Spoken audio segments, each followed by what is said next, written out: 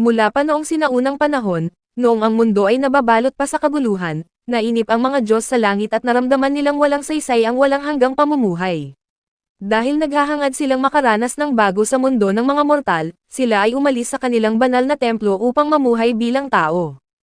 Para makihalubilo ng normal sa mga mortal, isinara nila ang kanilang makapangyarihang kakayahan at pinili ang buhay na puno ng hirap at mga hindi inaasahang pangyayari. Tinanggap nilang isuko ang kanilang kapangyarihang walang kapantay, kapalit ng pagkakataong maranasan ang saya at lungkot ng pagiging tao. Gayunpaman, upang protektahan ang sangkatauhan laban sa mga halimaw na lumilitaw mula sa mga dungeon, binigyan nila ang mga mortal ng kapangyarihan sa pamamagitan ng mga pagpapala. Kapalit nito, ang mga nabibigyan ay nagiging tapat na kasapi ng kani-kanilang pamilya na pinamumunuan ng mga Diyos. Si Bel Cranal, isang baguhang adventurer, ay natatanging miyembro ng Hestia pamilya, isang Diyosa na hindi kilala at walang kahit sinong tagasunod maliban kay Bel. Sa isang paglalakbay na lumampas sa ligtas na hangganan ng dungeon, nabiktima siya ng isang minotaur, isang dambuhalang nilalang na may bakal na katawan at lakas na higit pa sa tao. Sa sandaling halos mamatay na siya, isang babaeng mandirigmang may mahabang gintong buhok ang biglang dumating na tila mula sa kalangitan, hawak ang espada niyang kumikislap na parang sinag ng buwan. Mabilis niyang pinatay ang halimaw, na umatungal bago maging alikabok, at nag-iwan lamang ng makinang nalila na magic stone sa dugo ang sahig. Simula noon, hindi na naging normal ang tibok ng puso ni Bel. Hindi lang siya nabighani sa malamig ngunit kahangahangang ganda ng mandirigma, hinangaan niya rin ang pambihira nitong lakas. Pagbalik niya sa guild na duguan, pinagtawanan siya ng mga tao. Tinawag siyang isang tanga na baguhang walang alam sa kanyang limitasyon. Maging ang kanyang tagapayo na si Ina ay nagulat sa kalagayan niya. Matapos marinig ang buong pangyayari, hindi niya napigilan na pagsabihan si Bel sa pagiging pasaway. Ang pagpunta ng mag-isa sa ikalimang palapag, isang lugar na hindi basta-basta nakakabalik ang isang baguhang adventurer, ay isang mapanganib na hakbang. Ngunit sa kabila ng galit ni Ina, hindi niya maitatanggi ang kanyang tuwa nang malaman niyang nakabalik si Bel ng ligtas. Pinayuhan niya itong mag-ingat at huwag nang ulitin ang ganoong kalokohan, lalo't maraming tao ang nag-aalala sa kanya. Nang marahang tanungin ni Bel kung sino ang babaeng nagligtas sa kanya, sinabi ni Ina na iyon ay si Ice Wallenstein, ang alamat na mandirigma mula sa Loki pamilya. Nasa antas 5 na siya, at isa sa pinakamalakas na mandirigma sa buong lungsod, kaya nabigyan siya ng titulong Sword Princess dahil sa kanyang mga tagumpay. Ngunit hindi lamang lakas o titulo ni Ice ang iniisip ni Bel. Naging curious din siya sa mga simpleng bagay tungkol sa dalaga, kung ano ang paborito niyang pagkain, kung may matalik siyang kaibigan, o kung may isang tao na siyang nagugustuhan. Nakakalungkot mang isipin, nananatiling single si Ice dahil napakataas ng kanyang pamantayan, kaya halos imposibleng malapitan siya ng isang baguhang tulad ni Bel, lalo na't galing ito sa isang pamilya na walang kinikilalang pangalan. Napabuntong hininga na lamang si Ina at sinabing mas naaakit ang mga babae sa mga lalaking kayang protektahan sila.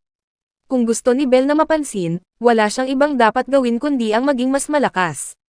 Sa kanyang paglabas ng guild, mabigat pa rin ang pakiramdam ni Bel, at agad siyang umuwi sa maliit nilang tirahan ni Hestia. Pagpasok pa lang niya, niyakap siya ng Diyosa ng mahigpit, kitang-kita sa mukha nito ang matinding pag-aalala ng malamang muntik na siyang mamatay sa dungeon. Mabilis na sinuri ni Hestia si Bel upang tiyaking hindi siya malubhang nasugatan. Para sa kanya, hindi lamang siya ang nag-iisang tagasunod, kundi pati ang nag-iisang kasama sa mundong ito. Umupo si Bel sa kanyang harapan, ipinakita ang kanyang pasasalamat at nangangakong hindi niya iiwan si Hestia. Bagamat hindi siya masyadong kilala bilang isang Diyosa, sinisikap ni Hestia na mabuhay sa pamamagitan ng pagtatrabaho upang makapagbigay ng pagkain para kay Bel. Sa kabila ng mahirap na buhay, hindi siya nagrereklamo. Kung maaari lamang niyang gamitin ang kanyang banal na kapangyarihan, tiyak na magiging mas madali ang lahat. Gayunpaman, iyon ang desisyon na kanyang pinili noon, at wala na siyang magagawa kundi maniwala sa determinasyon ni Bel. Bagamat bata pa at kulang sa karanasan, naniniwala siya na ito'y simula pa lamang. Kapag nalampasan nila ang mga unang pagsubok, tiyak na magiging mas maliwanag ang hinaharap. Habang isinasagawa ang ritual ng status check, labis na natuwa si Hestia nang maunawaan niya kung gaano siya kaswerte na makilala ang isang mabuting batang tulad ni Bel. Sa pagtingin sa binata, hindi maiwasang isipin ng Diyosa na ang isang payak at mahiyain na tulad ni Bel, ay tiyak mahihirapang makuha ang puso ng isang malakas at magandang mandirigmang babae tulad ni Ice Wallenstein, na palaging kumikinang sa labanan tulad ng isang bituin. Para kay Hestia, tila imposibleng makamit ni Belle ang pangarap na makuha ang puso ng isang babae sa dungeon. Para siyang damo sa tabi ng kalsada, na hindi pinapansin sa kagubatan na puno ng makinang na bulaklak. Pagkatapos ng ritual, ipinakita ni Hestia kay Belle ang kanyang bagong updated na status. Lahat ng parametro ay unti-unting tumaas, na tumpak na sumasalamin sa kanyang pagsisikap sa buong araw ng walang tigil na laban. Gayunpaman, nanatiling hindi nagbago ang kanyang magic power. Ang kakaiba ay ang seksyon ng skill, na karaniwang bakante, ngunit ngayon ay mayroong glitch, kaya hindi maipakita ng malinaw ang impormasyon. Nakaramdam ng pagkabigo si Belle, ngunit para kay Hestia, napansin niyang may espesyal na nangyayari. Matapos ang masusing pagsusuri, natuklasan niyang taglay ni Belle ang isang pambihirang kakayahan, at ang abilidad na ito ay umaasa sa damdamin ng nagmamay-ari. Hanggat nananatili ang kanyang determinasyon at matinding paniniwala, patuloy na mapapaunlad ng skill na ito ang kanyang katawan.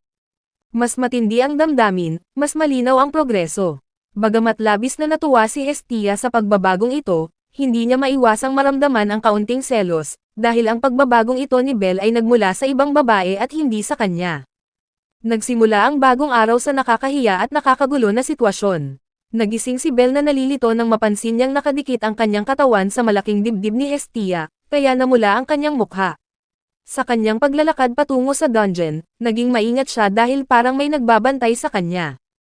Habang nag-iisip, biglang lumitaw ang isang babae na hawak ang magic stone na naiwan niya kahapon.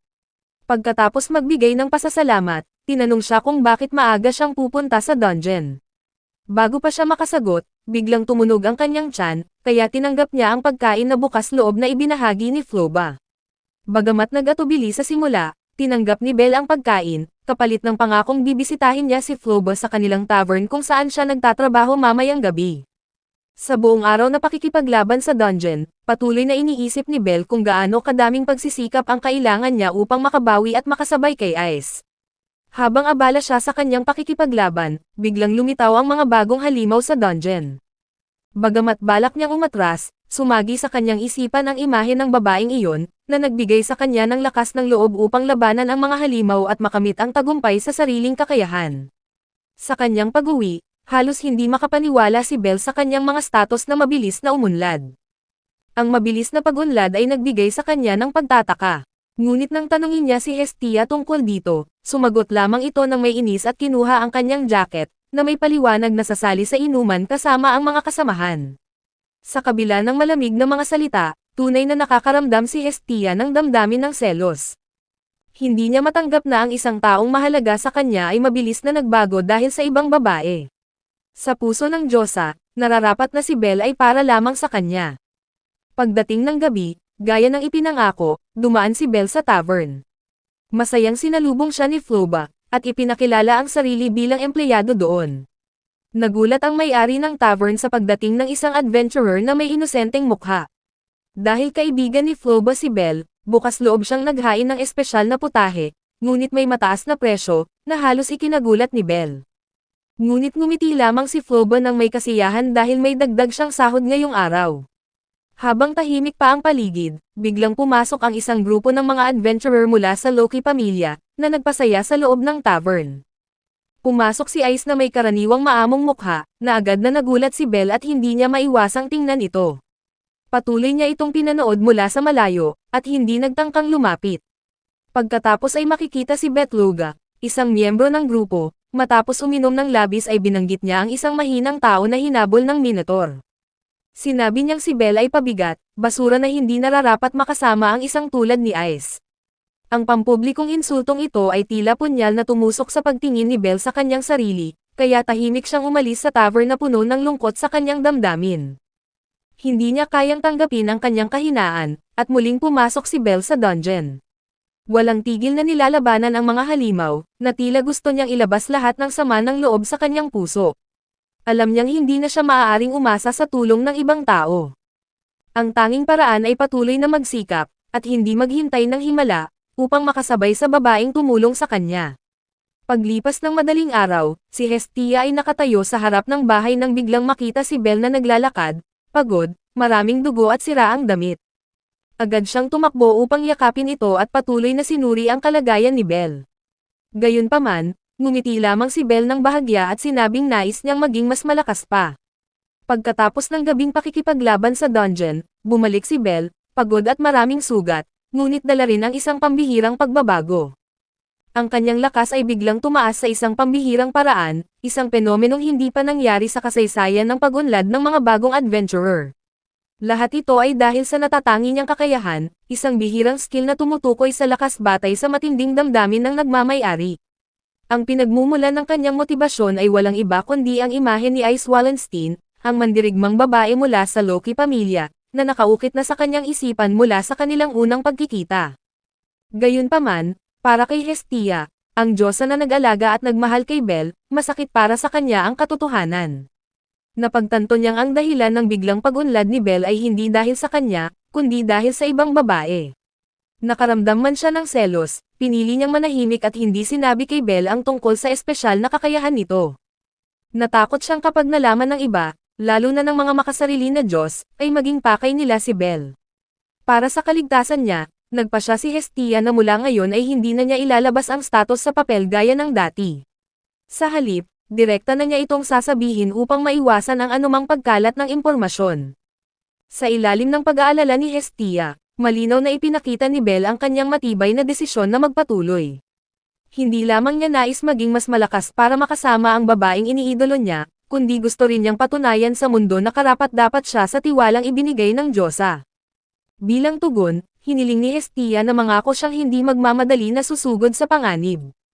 Pinakamalaking takot niya ang araw na maiwang mag-isa sa mundo ng mga mortal. Matapos mangako ng buong puso, ipinagpatuloy ni Belle ang kanyang paglalakbay. Kinabukasan, bumalik siya sa tavern upang humingi ng tawad dahil sa bigla niyang pagtakbo noong nakaraang gabi. Sanay na ang may-ari sa mga palusot ng mga adventurer, kaya nagulat siyang nagpakita ng respeto at lakas ng loob ang binata para umamin ng pagkakamali. Dahil kay Floba, ang mabait na maid na umintindi sa kanya, ay pinalampas ang ginawa ni Belle at binigyan pa ng dagdag na pagkain. Ang payo ng mga nakatatanda sa tavern ay nagbigay sa kanya ng malalim na kaisipan, ang tunay na tagumpay ng isang adventurer ay ang makauwi ng ligtas, at hindi ang opinyon ng iba. Pagsapit ng gabi, ginanap ang isang malaking pagtitipon ng mga Diyos sa isang marangyang mansyon. Sa gitna ng kasiyahan, agad na pumukaw ng atensyon ang pagdating ni Freya. Ngunit ang totoong kinatatakutan ni Hestia ay si Loki, ang karibal niya sa kapangyarihan at maging sa sukat ng dibdib. Agad sumiklab ang argumento sa pagitan ng dalawang diyosa na may magkaibang personalidad, para bang dalawang batang nag-aaway sa laruan. Lalo pang lumala ang kutob ni Hestia nang tanungin si Loki tungkol kay Ice, isang reaksyong nagpatibay sa paniwala niyang mahirap ang landas na tinatahak ni Belle. Pagkatapos ay makikita si Belle sa kanyang masigasig na pagsasanay. Habang dumaraan siya sa mga tindahan ng kagamitan, hindi niya maiwasang humanga sa magagandang armas, bagamat wala siyang pera. Kaya't bahagya niyang ibinaba ang kanyang ulo bilang paghingi ng paumanhin kay Hephaestus, ang diyosa na panday, sa kanyang pagtingin at walang balak bumili. Sa kabutihang palad, may nakatagpo siyang isang lalaki at binigyan siya ng 2 healing potion, isang munting regalo bilang mabuting kapitbahay, at sinabing patuloy niyang gagamitin ang mga produkto ng kanilang pamilya. Sa maliit na silid kung saan naroroon si Hestia, buong tapang siyang nakikiusap kay Hephaestus na likhain ang isang natatanging sandata para kay Belle, ang batang buong puso niyang inaalagaan. Kahit sariwa pa ang alaala ng pagtanggi sa nagdaang pagtitipon, hindi siya tumigil sa pagmamakaawa, binaliwala ang mga nagtatakang tingin ng iba. Upang ipakita ang kanyang sinseridad, ginamit niya ang isang kasanayang itinuro sa kanya ng ibang Diyos, umaasang mahihikayat ang pinakamagaling na panday sa kanilang mundo. Sa kaibuturan ng kanyang puso, alam ni Hestia na ang landas na tinatahak ni Belle ay puno ng panganib, isang maling hakbang ay maaaring mawala ang kanyang buhay. Hanggang ngayon, ipinagkaloob nito sa kanya ang pinakamahalagang bagay, ang tiwala, katapatan, at walang sawang pagsisikap. Nais ni Hestia na personal na lumikha ng sandata na magbibigay liwanag sa landas ni Belle, hindi lamang bilang kasangkapan sa pakikipaglaban, kundi bilang simbolo ng pag-asang binibigay niya para sa binata. Ngunit kahit isa siyang diyosa, dama niya ang kakulangan para harapin ang responsibilidad na iyon. Sa bawat pag-aalala, lalo niyang nararamdaman ang bigat sa dibdib. Nauunawaan ang wagas na hangarin ni Hestia, at sa huli ay pumayag si Hephaestus sa kanyang pakiusap. Gayunpaman, bilang isang tanyag at tapat sa prinsipyong panday, hindi niya iyon binaliwala, kahit pa kaibigan niya si Hestia, nanatiling pareho ang halaga ng sandata. Kailangang mabayaran ng Diyosa ang buong halaga, kahit umabot pa ito sa ilang daang taon, dahil hindi niya pinapayagan ang pangmatagalang utang. Sa kabila nito, labis pa rin ang pasasalamat ni Hestia. Kahit hindi niya magamit ang kanyang banal na kapangyarihan, ang pagkakaroon ni Bel ng sandata na likha mismo ni Hephaestus ay isang biyayang hindi masukat. Sa kanyang pagawaan, nagsimulang pag-isipan ni Hephaestus kung paano niya gagawin ang perpektong sandata para sa isang baguhang adventurer, na 2 linggo pa lamang sa kanyang paglalakbay. Samantala ay makikita si Bel, na naghahanda ng pumasok sa dungeon nang tawagin siya ng isang babaeng maid. Iniabot nito ang isang wallet na naiwan daw ni Floba. Dahil may pista, hiniling kay Bel na ibalik ito sa kanya sa pagdiriwang. Ipinaliwanag ni Rio Lion, isa pang maid ng tavern, na ginaganap ang Monster Festival kaya doon niya ito mahahanap. Taon-taon itong inihahanda ng Ganesha pamilya, kung saan nagpapakita ang mga adventurer ng kakayahang mag-tame ng mga halimaw sa harap ng malaking madla sa arena. Pagkatapos ay makikita na lihim na nag-uusap sina Loki at Freya. Nagsimulang maghinala si Loki na may bata mula sa isang maliit na pamilya na binabantayan ni Freya. Alam niyang maaaring magdulot ito ng gulo, ngunit hindi itinago ni Freya ang kanyang pagkasabik, handa siyang harapin ang sinumang humadlang sa kanyang napiling target. Matapos magawa ang natatanging sandata, maingat itong binalot ni Hephaestus at iniabot kay Hestia upang iuwi. Malaya niyang magagamit ang sandata ayon sa kanyang kagustuhan, sa kondisyon lang na huwag niyang kalimutan ang pagbabayad. Sa parehong oras, nakapili na si Freya ng isang binatang nalulugmok sa kawalan, isang pusong maaaring masira sa kaunting sakit. Ngunit sa kabila ng kahinaan nito, may taglay itong pambihirang kalinisan, isang kulay na hindi pa nasisilayan ng Diyosa ng kagandahan sa alinmang kaluluwa. Hindi ibinunyag ni Freya kung sino ang kanyang target. Tahimik siyang umalis sa pagtitipon upang simulan ang sarili niyang plano.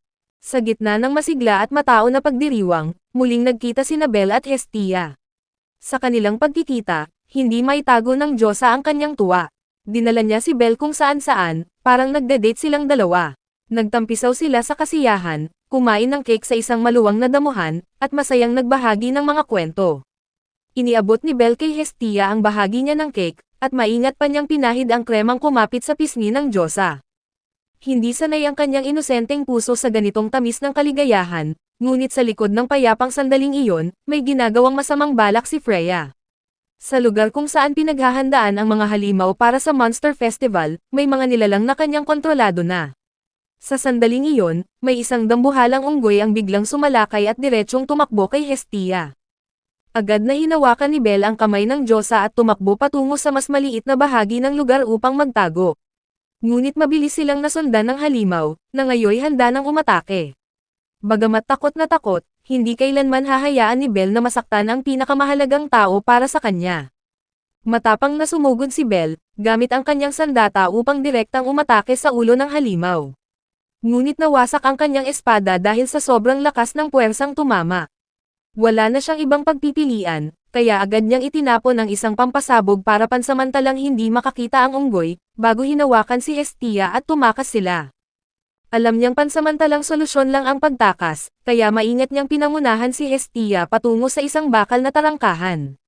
Nang makapasok na ang Diyosa, isinara niya ang pintuan mula sa loob at pinakiusapan siyang agad na lisanin ang lugar. Kahit na nagmakaawa si Hestia na bumalik siya, nanindigan si Bel sa kanyang desisyon. Hindi niya kayang mawalan muli ng mahal sa buhay, lalo na't siya na lang ang natitirang pamilya ni Bel. Maraming taon na ang nakalipas, nakatanggap si Bel ng malagim na balita mula sa mga taga-baryo, hinatake ng mga halimaw ang kanyang lolo na sa kasamaang palad ay nahulog sa malalim na bangin sa loob ng dungeon.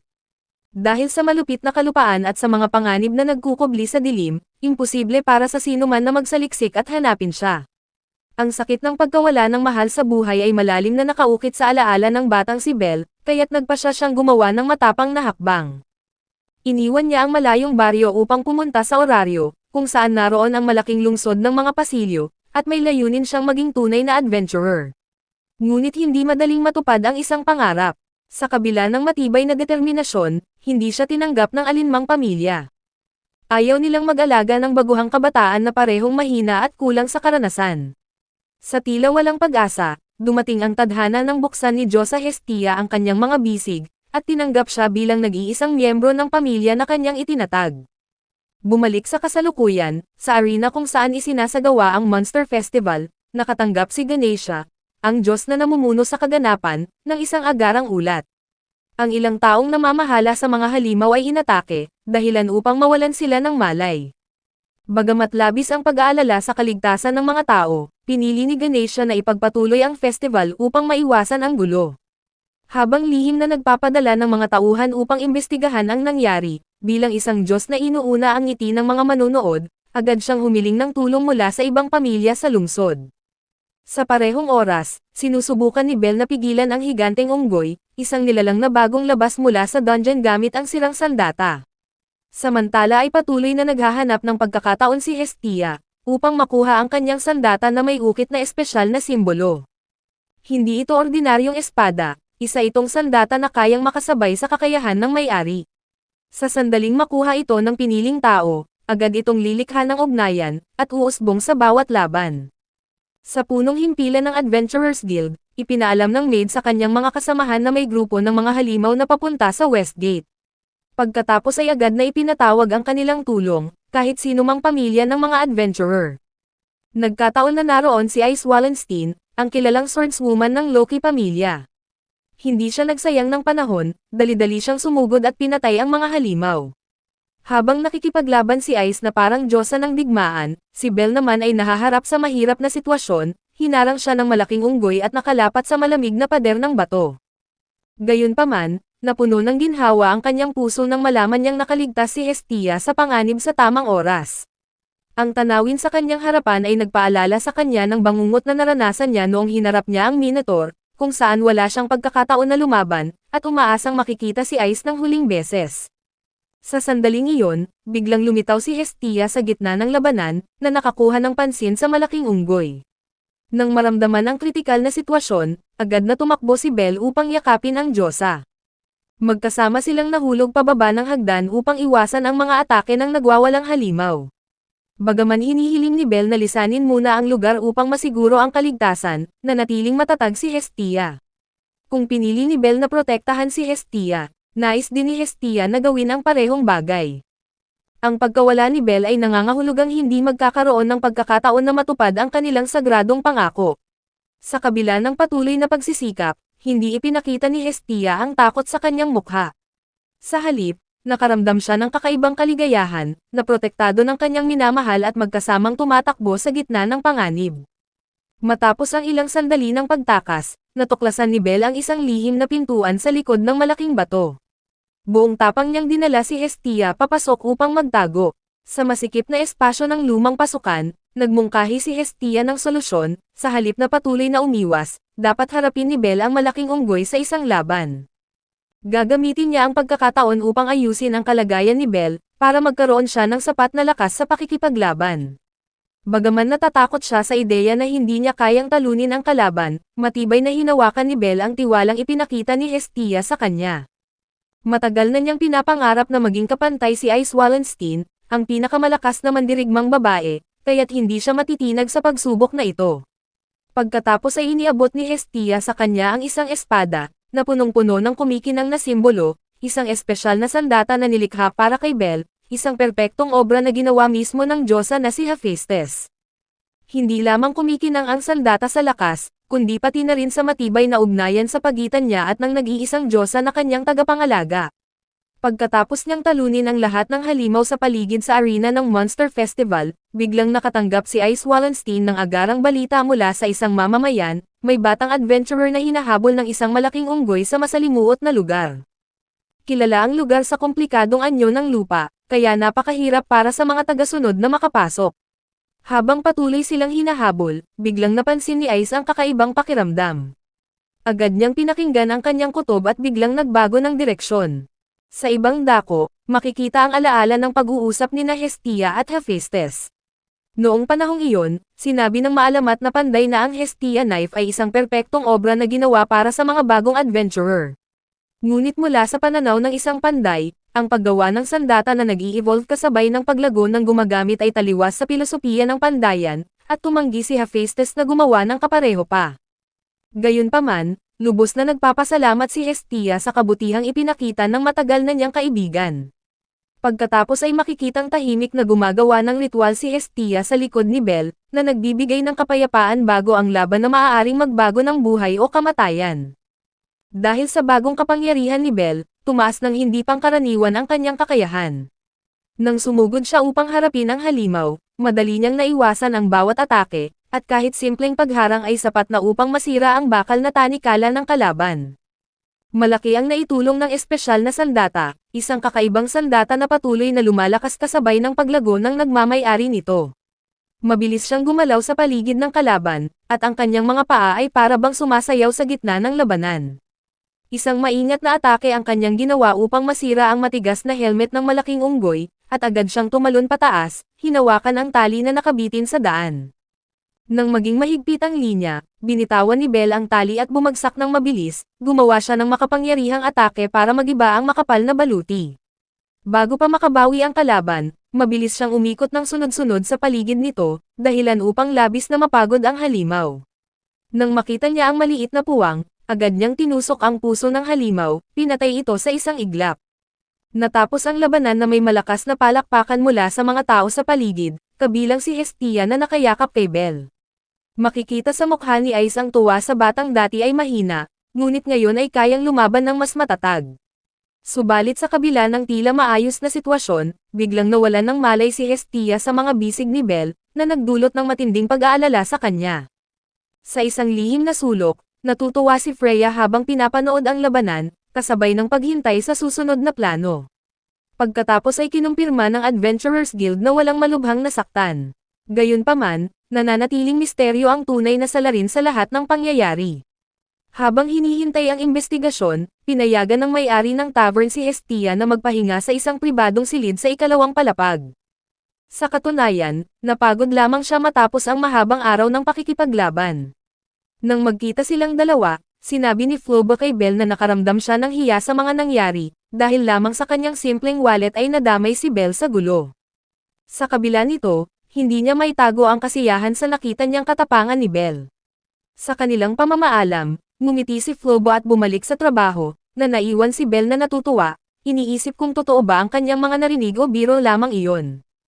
Pagkatapos ay narinig ang isang bahagyang ingay sa silid, na nagpapahiwatig na nagising na si Hestia. Agad pumasok si Belle upang suriin ang kanyang kalagayan. Sa kanilang tahimik na pag-uusap, sinabi niyang natapos na ni Ice ang lahat ng natitirang halimaw. Ngunit ang iniisip ni Belle ay ang pinagmulan ng kakaibang sandata na may kakaibang simbolo. Ipinagmalaki ni Hestia na ito ay tunay, at hindi normal na sandata na makikita lamang sa tindahan. Bagamat hindi man tiyak kung eksakto ang uri ng sandata na nakita niya sa tindahan, isang bagay ang malinaw sa kanya, wala itong kapareha sa buong mundo. Handa si Hestia na malusutan ang lahat ng hangganan upang maging malakas si Belle. Para sa kanya, ang batang ito ay hindi lamang dapat protektahan, kundi tunay niyang minamahal. Niyakap ni Belle ng mahigpit ang Diyosa, na tila humihingi ng lakas mula sa mga bisig ng isang taong laging nandyan para sa kanya. Sa ibang bahagi ng dungeon, may isang batang babaeng supporter, na nakaranas ng hindi magandang pagtrato mula sa isang malupit na adventurer.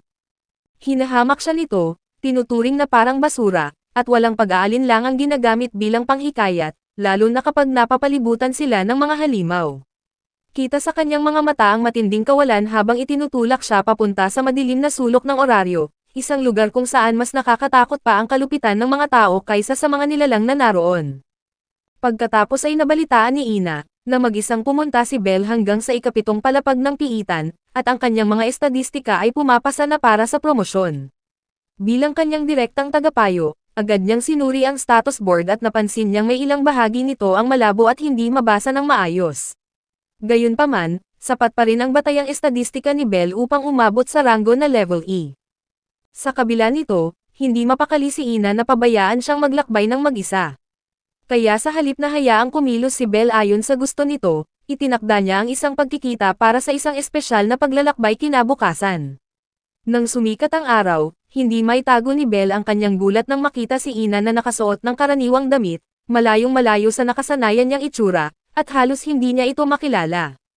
Matapos ang nakakatawang biro upang mabawasan ang tensyon ni Belle, dinala siya ni Ina sa isa sa pinakakilalang tindahan ng sandata ng Hephaestus pamilya. Nagulat si Belle dahil kulang ang kanyang dalang pera, ngunit pinapasok pa rin siya ni Ina upang ipakita sa kanya ang mga magagandang kalidad na kagamitan, mga bagay na kailangan niya kung nais niyang lumakas bilang isang adventurer. Bago sila magtungo sa mas mataas na palapag, dumaan muna sila sa pamilihan kung saan nakalagay ang mga mamahaling gamit na may halagang umaabot ng daan-daang libo. Sa lugar na iyon, hindi inaasahang makita ni Belle si Hestia na nagtatrabaho sa isang tindahan. Mabilis namang nagpakilala si Ina, bilang tagapayo ni Belle at empleyado ng guild. Sa mapanuring tingin ni Hestia, mahinahon na itinanggi ni Ina na may personal siyang interes kay Belle, maliban sa kanyang tungkulin. Pagdating nila sa lugar kung saan ipinapakita ng mga baguhang panday ang kanilang unang mga obra, na pangkaraniwan ang halaga at subok na ang kalidad. Nangingibabaw pa rin ang pangalan ng Hephaestus pamilya, hindi lang dahil sa halaga ng kanilang produkto kundi pati na rin sa tibay at kalidad nito. Nasilaw si Belle nang makita ang isang puting baluti na nakatago sa isang sulok ng tindahan, na may pirma ng mismong gumawa. Bagamat medyo may mataas na presyo, ipinahayag niya ang kagustuhang bilhin ito. Hindi siya pinigilan ni Ina, ngunit pinaalalahanan siya nito na kung nais niyang pumunta sa mas delikadong palapag ng piitan, mas mabuting magkaroon siya ng grupo, lalo na ng isang supporter. Hindi man siya agad nangako, tinanggap ni Belle ang kanyang payo at inilagay ito sa kanyang isipan. Bago sila maghiwalay, nagulat si Belle nang bigyan siya ni Ina ng isang kagamitan bilang motibasyon. Gusto ni Ina na tanggapin ito ni Belle, na parang isang nakatatandang kapatid na sumusuporta sa kanyang pagsisikap. Para sa kanya, ang buhay ng isang adventurer ay puno ng panganib, at walang katiyakang makauwi ng ligtas sa bawat paglalakbay. Kahit na para kay Belle ang mga salitang iyon, bahagya rin nitong ipinapakita ang pagkamakasarili ni Ina, ang pagnanais niyang manatili si Belle sa kanyang tabi kahit sa kaunting panahon lamang.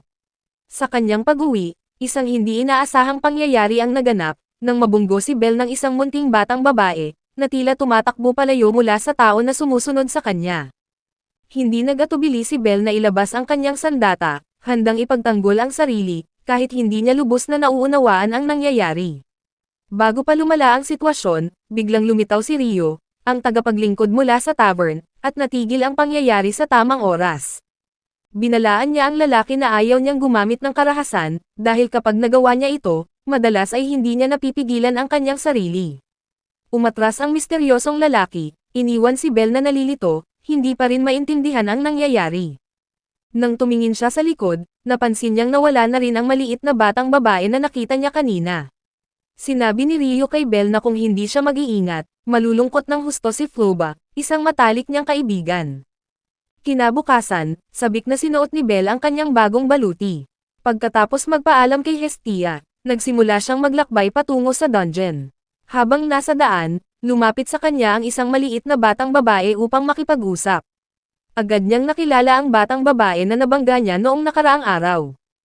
Ibinaba ng bata ang kanyang balabal sa ulo at ipinakilala ang sarili bilang si Lily, isang miyembro ng lahi ng mga hayop, at hindi isang duwende gaya ng iniisip ni Belle noong una. Nakakatuwa para kay Lily ang inosenteng reaksyon ni Belle, nang hindi niya sinasadyang mahawakan ang kanyang malambot na tainga. Pagkatapos ay umupo sila sa isang tabi at nag-usap. Ipinahayag ni Lily ang kanyang layunin na maging kasama ni Belle sa kanyang mga paglalakbay, dahil naghahanap siya ng pera at nangangailangan ng trabaho upang makaraos sa araw-araw. Hindi niya maiwasang mapansin at pahalagahan ang nag-iisang adventurer na si Belle, na lumalaban ring mag-isa sa lahat ng pagsubok. Bagamat nag-aatubili noong una, dahil sa sinseridad at sitwasyon ni Lily, pumayag si Belle na samahan siya sa mga darating na ekspedisyon sa ilalim ng dungeon. Sa madilim na palapag ng lupa, buong atensyon na pinuksa ni Belle ang mga hukbo ng langgam na papalapit ng sunod-sunod.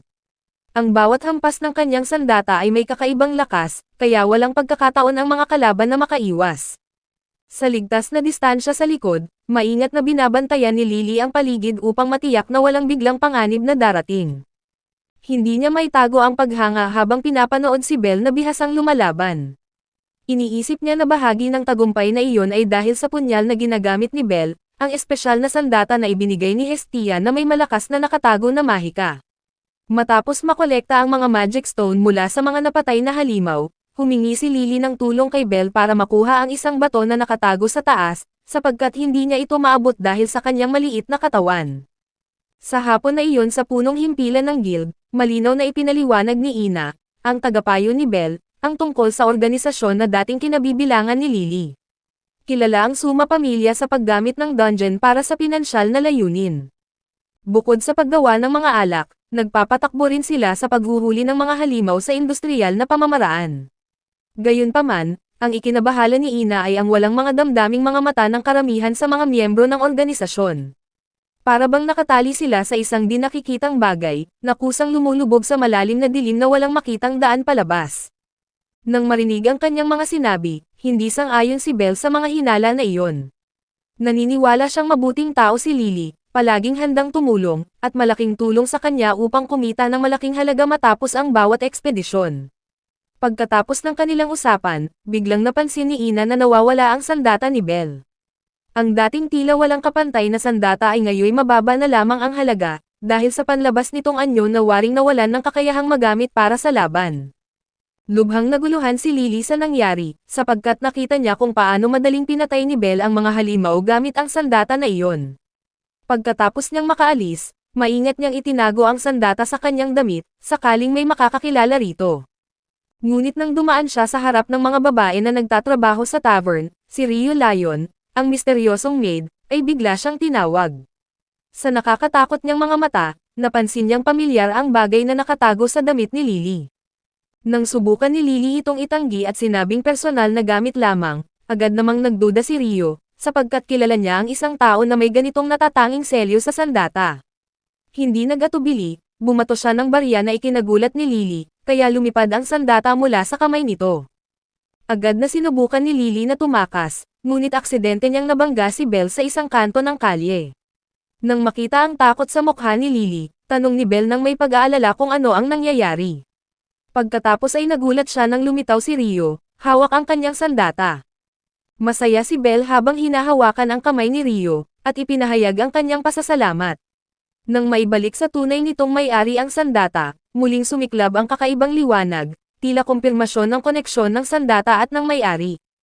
Bago sila umalis, ibinunyag ni Rio na nakuha niya ang sandata mula sa isang hindi kilalang batang babae, na nagdulot ng malinaw na pag-unawa sa sitwasyon. Pagkatapos ay lumapit si Floba, matalik na kaibigan ni Rio, upang pagsabihan si Lily na kung magpapatuloy siyang mamuhay na parang ulilang bata, hindi niya matatagpuan ang kanyang direksyon sa buhay. Napatahimik si Lily sa kanyang mga narinig sa sandaling iyon. Samantala ay hindi maitago ni Belle ang kanyang tuwa, nang maibalik sa kanya ang kanyang sandata. Inanyayahan niya si Lily na ipagpatuloy ang kanilang ekspedisyon. Buong puso na ipinahayag ni Lily ang kanyang pasasalamat, dahil pakiramdam niya ay natagpuan na niya ang kanyang tunay na tahanan. Kinabukasan, nagpatuloy silang dalawa sa pagdalugad ng dungeon. Upang maiwasang maulit ang pagkawala ng kanyang sandata, maingat itong inilagay ni Belle sa loob ng kanyang braso. Dahil dalawa lamang sila sa koponan, tumanggi si Lily na tanggapin ang bahagi ng pera na naaayon sa kontrata. Ayon sa kanya, sapat na ang tulong na ginawa ni Belle, para magtagumpay silang dalawa. Sa araw na iyon, dahil sa maayos nilang koordinasyon, kumita sila ng mas maraming pera na higit pa sa 5 tao sa mas mataas na antas, isang hindi inaasahang tagumpay para sa bagong grupo ng mga baguhang manlalakbay. Nang hatiin na nila ang gantimpala, bukas palad na ibinigay ni Belle kay Lily ang mas malaking bahagi kaysa sa kanya. Nagulat ang maliit na babae at nagtanong kung bakit, iniisip na dapat mas malaki ang bahagi ni Belle, gaya ng karamihang adventurer. Ngunit ngumiti lamang si Belle, naniniwala na kung wala si Lily, hindi nila makukuha ang ganitong tagumpay. Umaasa siyang sa paglipas ng panahon, muli silang magsasama sa parehong panig ng laban. Tumingin si Lily sa mga mata ni Belle at tahimik na hinawakan ang kanyang kamay. Sa panahong iyon, nabahala ang mga empleyado ng guild sa sunod-sunod na abala na dulot ng Suma pamilya. Lalo namang nabahala si Ina, na nagmamalasakit kay Belle, sa posibleng koneksyon ni Lily sa mga ipinagbabawal na gawain.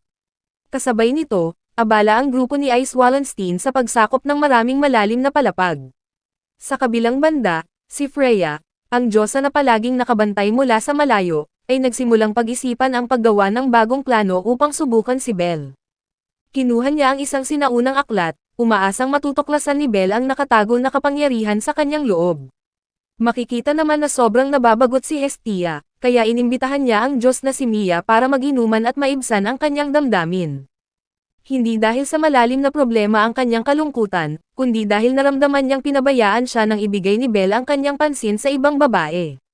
Habang tumatagal ang kanyang pag-iinom, lalong dumami ang emosyon na hindi niya makontrol, kaya't niyakap niya ang kanyang kaibigan at nagbiro, na nagdulot kay Mia ng takot at pangamba.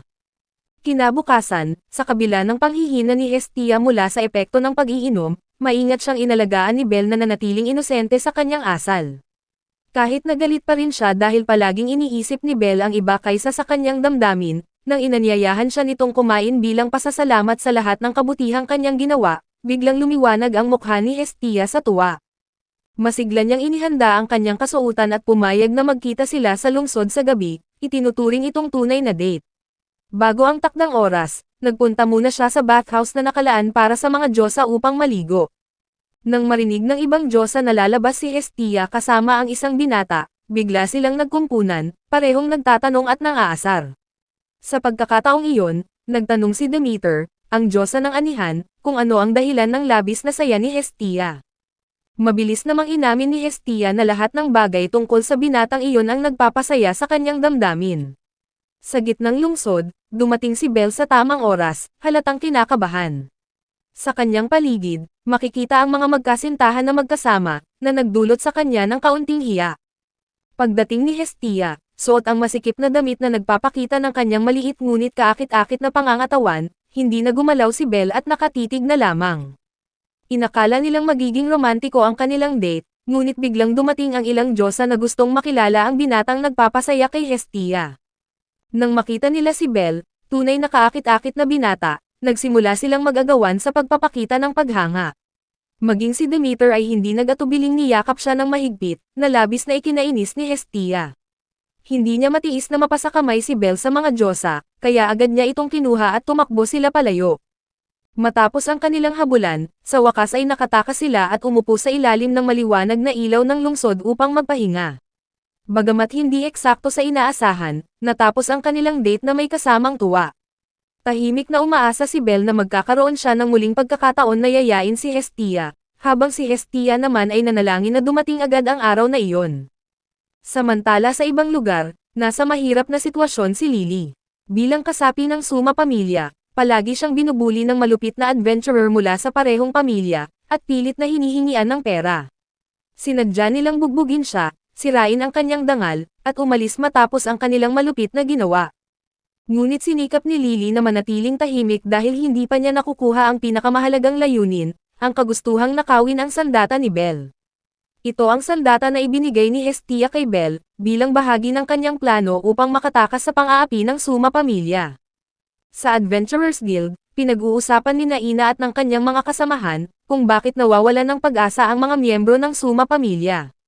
Kahit na kumikita sila ng maayos mula sa mga alak, kumikilos pa rin sila na parang pinipilit mabuhay sa gitna ng walang katapusang pang-aapi.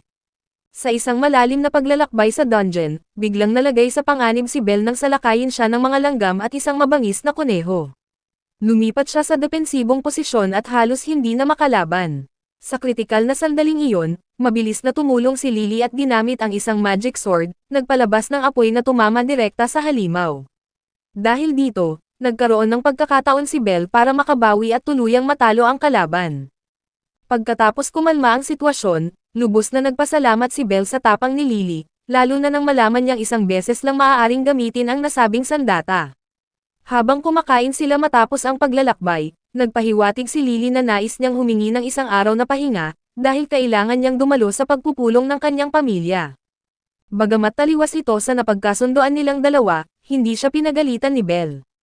Sa halip, ipinakita nito ang pangunawa at sinabi pang kung gusto niyang magpahinga, kailangan lang niya itong sabihin. Ang kabutihang ito ay lalong pumukaw sa puso ni Lily, dahil wala pang sino man ang nakakaunawa sa kanya.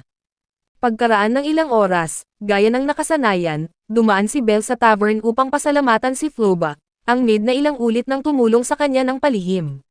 Sa kanilang pag-uusap, nabanggit ni Floba na madalas siyang magbasa sa oras ng pahinga. Pinahiram pa niya kay Belle ang isang magic book na nakalimutan ng isang bisita, kaya ginugol ng binata ang kanyang buong araw sa pagbabasa nito. Pagkatapos niyang buksan ang mga sinaunang sulat, tila unti-unti itong umaakit sa kanyang isipan. Habang tumatagal ang kanyang pagbasa, lalo siyang nahuhumaling dito, hanggang sa maramdaman niyang may parang bulong na pumupukaw sa dati niyang pangarap, ang magkaroon ng makapangyarihang apoy at maging isang magiting na bayani na kayang makamit ang lahat. Kinabukasan, habang isinasagawa ni Hestia ang karaniwang status check kay Belle, may nakita siyang hindi inaasahan. Paglitaw ng teksto tungkol sa magic ability sa status board, napaatras siya sa matinding pagkabigla at napaupo sa sahig. Mas nakakagulat pa ito kumpara sa natalo ni Belle ang isang malaking unggoy. Ang dating naghangad lamang ng mahika, ngayon ay tunay nang nagtataglay nito. Umagos ang matinding tuwa sa puso ng binata, malinaw na nakikita sa kanyang ngiti. Ang bagong kakayahan niyang firebolt ay isang uri ng pagsabog na mahika ng apoy. Ngunit mas pambihira ito, dahil taliwas sa karaniwang mahika na nangangailangan ng mahabang tiyan, hindi na ito kailangan ang incantation. Napatunayan ito sa status board, na nangangahulugang kaya niyang magpalabas ng mahika kaagad, isang napakalaking kalamangan sa laban. Bagamat iniutos ni Hestia na hintayin muna ang kinabukasan bago subukan ang lakas nito, hindi mapigilan ni Belle ang kanyang kagustuhan. Nang gabing iyon, palihim siyang lumabas sa bahay at nagtungo mag-isa sa unang palapag ng dungeon. Sa madilim na pasilyo, na tanging kumikislap na liwanag ng mga magic stone ang nagbibigay ilaw, tinaas ni Belle ang kanyang kamay at nagpalabas ng magkakasunod na apoy. Ramdam niya ang matinding enerhiya na lumalabas mula sa kanyang katawan. Sa sunod-sunod na pag-atake, para bang muling nabuhay ang mga pangarap niyang matagal nang nakatago. Ngunit bilang bago pa lamang sa mahika, hindi pa niya ganap na makontrol ang kanyang mana. Dahil dito, mabilis na nanghina ang kanyang katawan at agad siyang napagod. Matapos ang sunod-sunod na paggamit ng mahika ng walang tamang pahinga, bumagsak siya sa malamig na sahig at nawalan ng malay, sa gitna ng bahagi ng dungeon. Sa kabutihang palad, dumaan sina Riveria at Ice, ang dalawang pangunahing miyembro ng Loki pamilya, pabalik mula sa isang ekspedisyon sa malalim na palapag. Nang siya ay makita nila, agad na nakilala ni Ice ang nakahigang lalaki bilang ang binata na minsang nasangkot sa kaguluhan ng isang minotaur. Dahil sa pakiramdam ng pagkakasala, nagpasya siyang ilabas si Belle mula sa dungeon bilang paraan upang itama ang nakaraang pagkakamali. Habang nasa malapanaginip na kalagayan, naramdaman ni Belle ang isang mainit na kamay na maingat na hinahawakan ang kanyang buhok. Akala niya'y nananaginip siya habang bumabalik sa alaala ng kanyang mga yumaong mahal sa buhay, kaya hindi sinasadyang tinawag niya ang tao na iyon sa pamilyar na pangalan. Nang marinig ito, malumanay lamang na sumagot si Ice at muling hinawakan ang kanyang buhok. Nang tuluyan na siyang magising, namula ang mukha ni Belle sa matinding hiya nang malaman niyang totoo pala ang lahat, dali-dali siyang tumayo at nagmadaling umalis, na iniwan si Ice na nagulat. Kinabukasan, nagpasya si Hestia na basahin ang magic book na hiniram ni Belle mula kay Floba. Bagamat wala siyang inaasahan, sa isang mabilis na tingin lamang, nadiskubre niya ang isang katotohanang ikinagulo ng kanyang isipan. Lumilitaw na isa itong bihirang libro ng mahika, na may mekanismong nawawala ang nilalaman pagkatapos itong basahin ng isang beses. Sa kasalukuyang sandali, makikitang wala ng laman ang bawat pahina. Ibig sabihin, ang librong dati itinuturing na sagrado, o higit pa sa mga mamahaling kagamitan, ay ngayoy wala ng halaga. Nang malaman ito ni Belle, labis siyang nagulat sa nangyari, at hindi niya ito inaasahan. Kinabukasan, bumalik siya sa tavern upang humingi ng paumanhin. Nahihiya siya dahil sa kanyang nagawa, ngunit si Floba ay tumawa lamang, walang sama ng loob na nararamdaman, na para bang walang dahilan para mag-alala.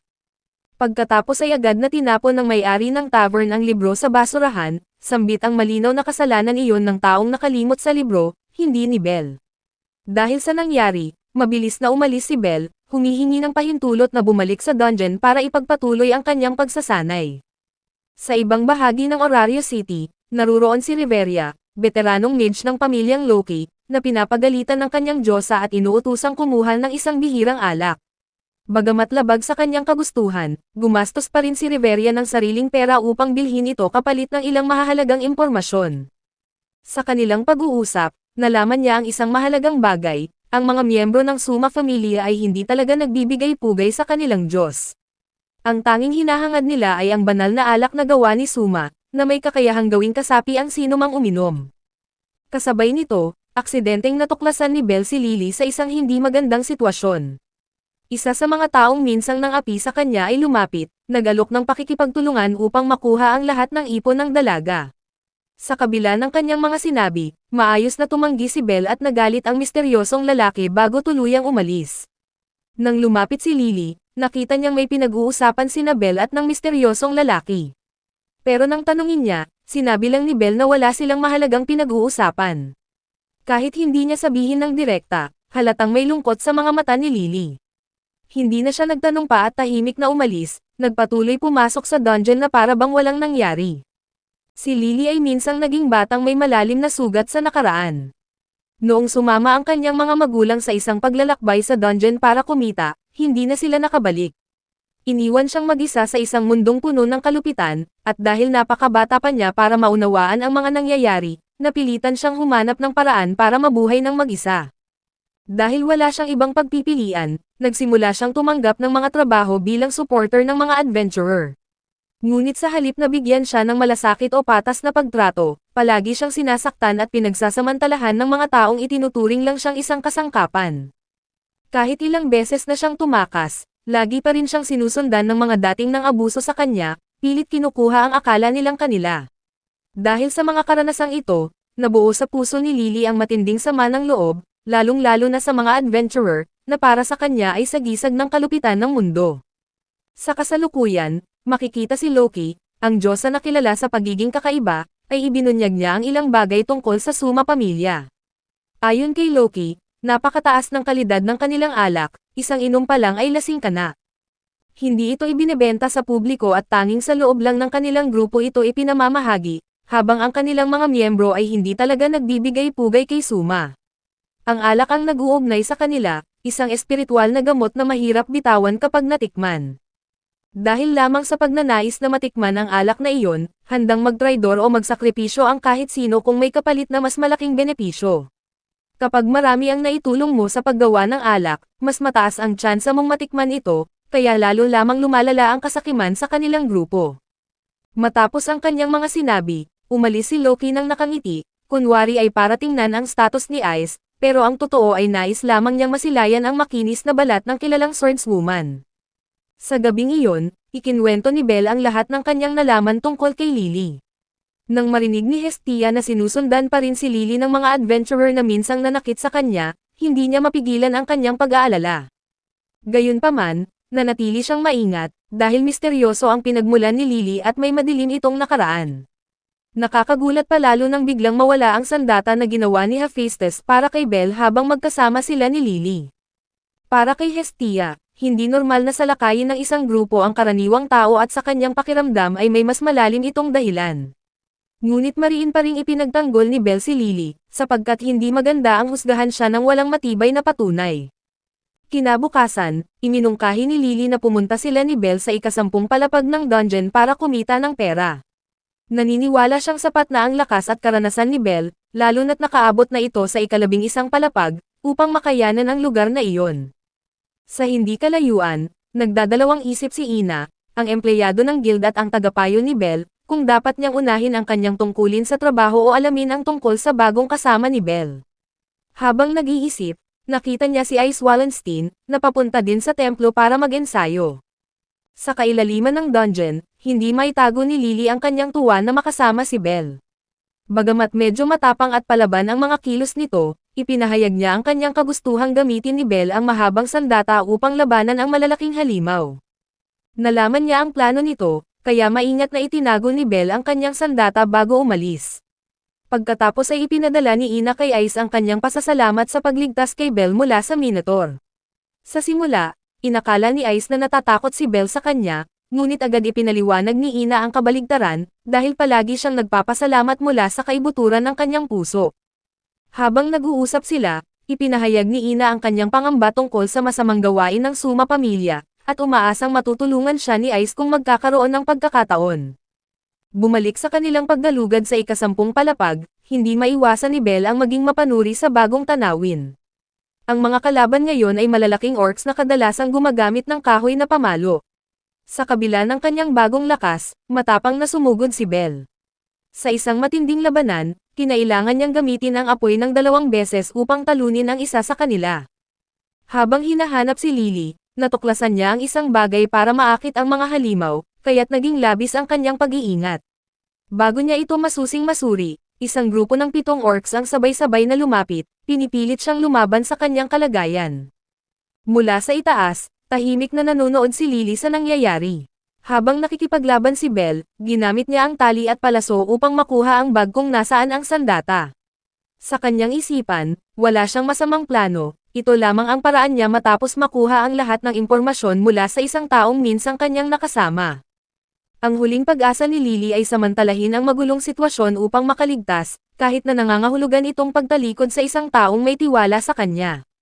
Kasunod nito, makikita si Belle na napapalibutan ng 7 malalaki at malalakas na orcs. Sa isang madilim na lugar, tahimik na ginamit ni Lily ang isang spell upang alisin ang kanyang pagbabalat kayo.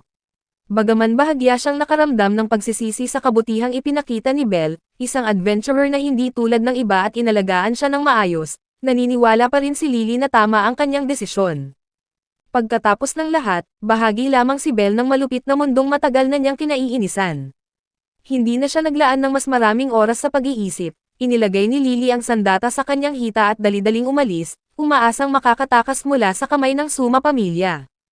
Ngunit bago pa man siya makalabas sa delikadong lugar, isang malupit na adventurer, isang taong minsang nakipagsabwatan upang manipulahin siya, ang naghintay sa kanyang daan. Matapos ang kanyang mga sinabi, sinaktan niya si Lily dahilan upang bumagsak ito sa gitna ng malamig na bato. Nahulaan niya ang plano ni Lily, kaya gumawa siya ng mga harang na sumasaklaw sa lahat ng labasan, kasama rin ang mga dati niyang katuwang. Hindi siya nag-atubiling agawin ang balabal ni Lily, na doon nakatago ang mahalagang magic sword. Nang matapos ang gulo, agad na ipinakita ng 3 miyembro ng Suma pamilya ang kanilang tunay na kulay, at iniutos ng kanilang pinuno na ilagay ang lahat ng kanilang nakuha. Ayon sa kanyang paliwanag, marami sa mga sugatang halimaw na langgam ang magpapadala ng senyales para tawagin ang kanilang kasama. Kung magpapatuloy ang labanan, siguradong mamamatay ang lahat sa grupo. Kinailangan ng lalaki na palampasin ang kanyang galit at lisanin ang lugar. Isa sa 3 lalaki, ang pinuno ng grupo, lumapit kay Lily at nagbigay ng kondisyon, na kung ibibigay niya ang lahat ng salapi ay palalayain siya. Wala nang ibang pagpipilian, ibinigay niya ang susi sa kanyang mga salapi kapalit ng kanyang buhay. Ngunit kahit nakuha na ang mahalagang bagay, hindi pa rin siya pinalaya ng lalaki. Binuhat niya si Lily at itinapon sa gitna ng hukbo ng mga langgam, ginawang panghikayat ng mga halimaw upang magkaroon sila ng pagkakataon na makatakas. Sa oras na iyon, naramdaman ni Lily ang matinding pagtataksil at pagsasamantala sa kanya. Walang ibang magawa kundi sisihin ang mapait na tadhana. Sa gitna ng kanyang kawalang pag-asa, pinahirapan niya ang sarili, nagtatanong kung bakit hinayaan ng kataas-taasang Diyos na maging mahina siya at walang laban sa mundong puno ng karahasan. Hindi niya maiwasang sisihin ang kanyang sarili sa pagtataksil sa tanging tao na naging mabuti sa kanya, ang batang lalaki na may puting buhok at mata na laging kumikinang sa tuwing nakikita ang buhay. Sa pinakamahalagang sandali, nang mapalibutan siya ng mga halimaw, isang maliwanag na pulang sinag ang nagliyab sa paligid. Dumating si Belle sa tamang oras, naglabas ng apoy at sinunog ang mga nakakatakot na halimaw upang iligtas si Lily. Sa kabilang banda, makikita si Ina, ang empleyado ng guild, na nagbabalak sabihin kay Hestia ang panganib na dala ni Lily. Ngunit naunawaan ni Diyos sa Hestia na para kay Belle, wala ng kabuluhan ang ganitong babala. Simula nang makilala niya si Lily, pinili niyang hindi na niya ito iiwan. Bagamat marami ang kaaway, patuloy na lumalaban si Belle upang protektahan ang maliit na babae. Matapos matalo ang mga halimaw, binanggit niya na bago siya dumating, may isang estranghero ang pumatay ng grupo ng mga orcs para sa kanya. Ngunit dahil sa makapal na ulap, hindi niya matukoy kung sino iyon. Hindi siya nagsayang ng oras, agad na nagtungo si Belle sa mas malalim na lugar upang hanapin si Lily. Ngunit taliwas sa inaasahan, hindi nagpasalamat si Lily, sa halip ay itinapon niya ang sandata sa lupa at nagalit na nagbato ng mga salita. Pagkatapos ay inamin niya lahat, mula sa pagkukunwari tungkol sa perang nakuha mula sa magic stones, pandaraya sa presyo ng mga kagamitan, hanggang sa pagmamanipula ng damdamin para samantalahin ang kabutihan ng iba. Itinuring niya ang sarili bilang pinakamasamang tao, palaging gumagawa ng kwento at nagtatraidor sa tiwala ng iba. Gayunpaman, maayos na sinabi ni Belle na ang dahilan ng kanyang tulong ay simple lamang, dahil isa siyang babae. Lalong nagalit si Lily dahil mababaw ang kanyang dahilan, ngunit ipinaliwanag pa niya na hindi niya pinapansin ang mga pagkakamaling iyon. Naniniwala siya na kapag nahihirapan si Lily, dapat niyang ipahayag ito, dahil hindi siya matalino at hindi niya maiintindihan ang mga bagay na itinatago sa puso. Dahil sa simpleng mga salita, hindi napigilan ni Lily ang kanyang luha. Mahigpit niyang niyakap ang taong kanyang niloko at paulit-ulit na humingi ng tawad. Pagkatapos noon, bumalik si Belle sa tindahan upang humingi rin ng tawad kay Ina, dahil nawala ang kagamitan na ibinigay sa kanya. Ngunit sa halip na pagsabihan siya, ngumiti lang si Ina, masaya na ligtas siyang nakabalik. Ilang araw ang lumipas, habang nagpapahinga ang grupo sa guild, tinanong ni Belle si Lily kung naghahanap siya ng adventurer. Ngumiti si Lily, mahinahon na hinawakan ang kamay ni Belle, at pumayag na samahan siya sa mga susunod na pakikipagsapalaran sa malalim na dungeon. Sa ilalim ng masayang tingin ni Freya, patuloy na ipinakita ni Belle ang kahusayan at pambihirang pag-unlad kumpara sa dati. Ngunit naniniwala si Freya na para lalo pang umunlad si Belle, kailangan tuluyang alisin ang takot na nakatanim sa kanyang isipan.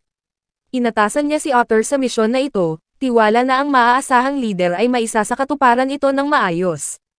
Sa kanilang pagbalik, naglalaro si Belle at patuloy na nagtatanong, na ikinahiya ni Lily.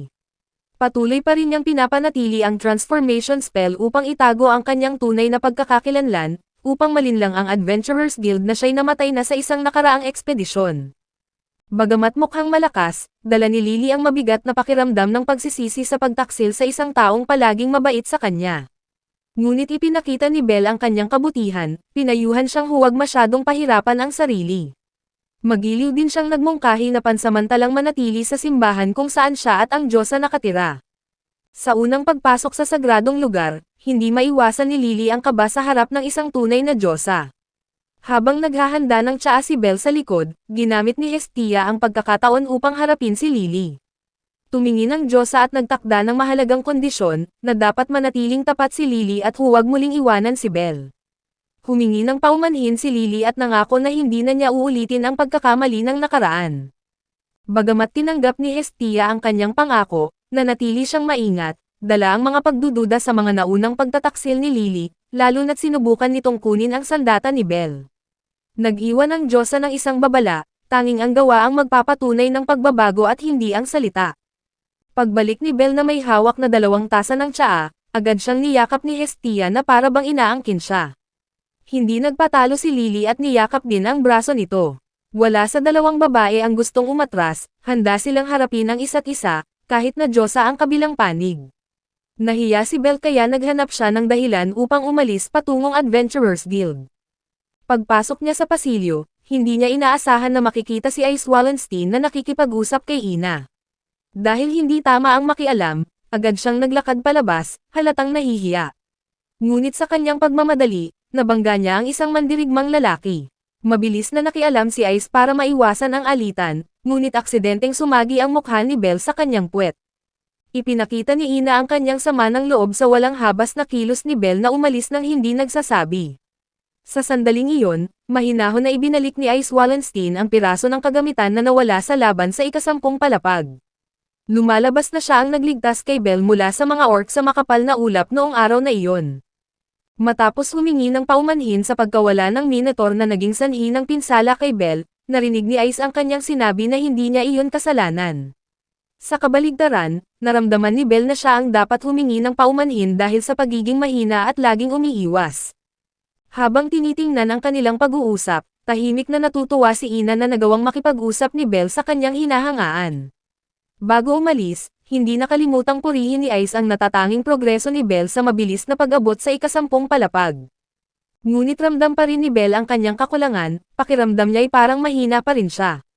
Kaagad namang naunawaan ni Ice na hindi kailanman nabigyan ng formal na pagsasanay si Belle, at walang gumagabay sa kanya mula sa simula, kaya nag-alok siya na maging pansamantalang guro ni Belle. Kinabukasan, pumunta sila sa Watchtower upang maghanda para sa unang pulong ng pagsasanay.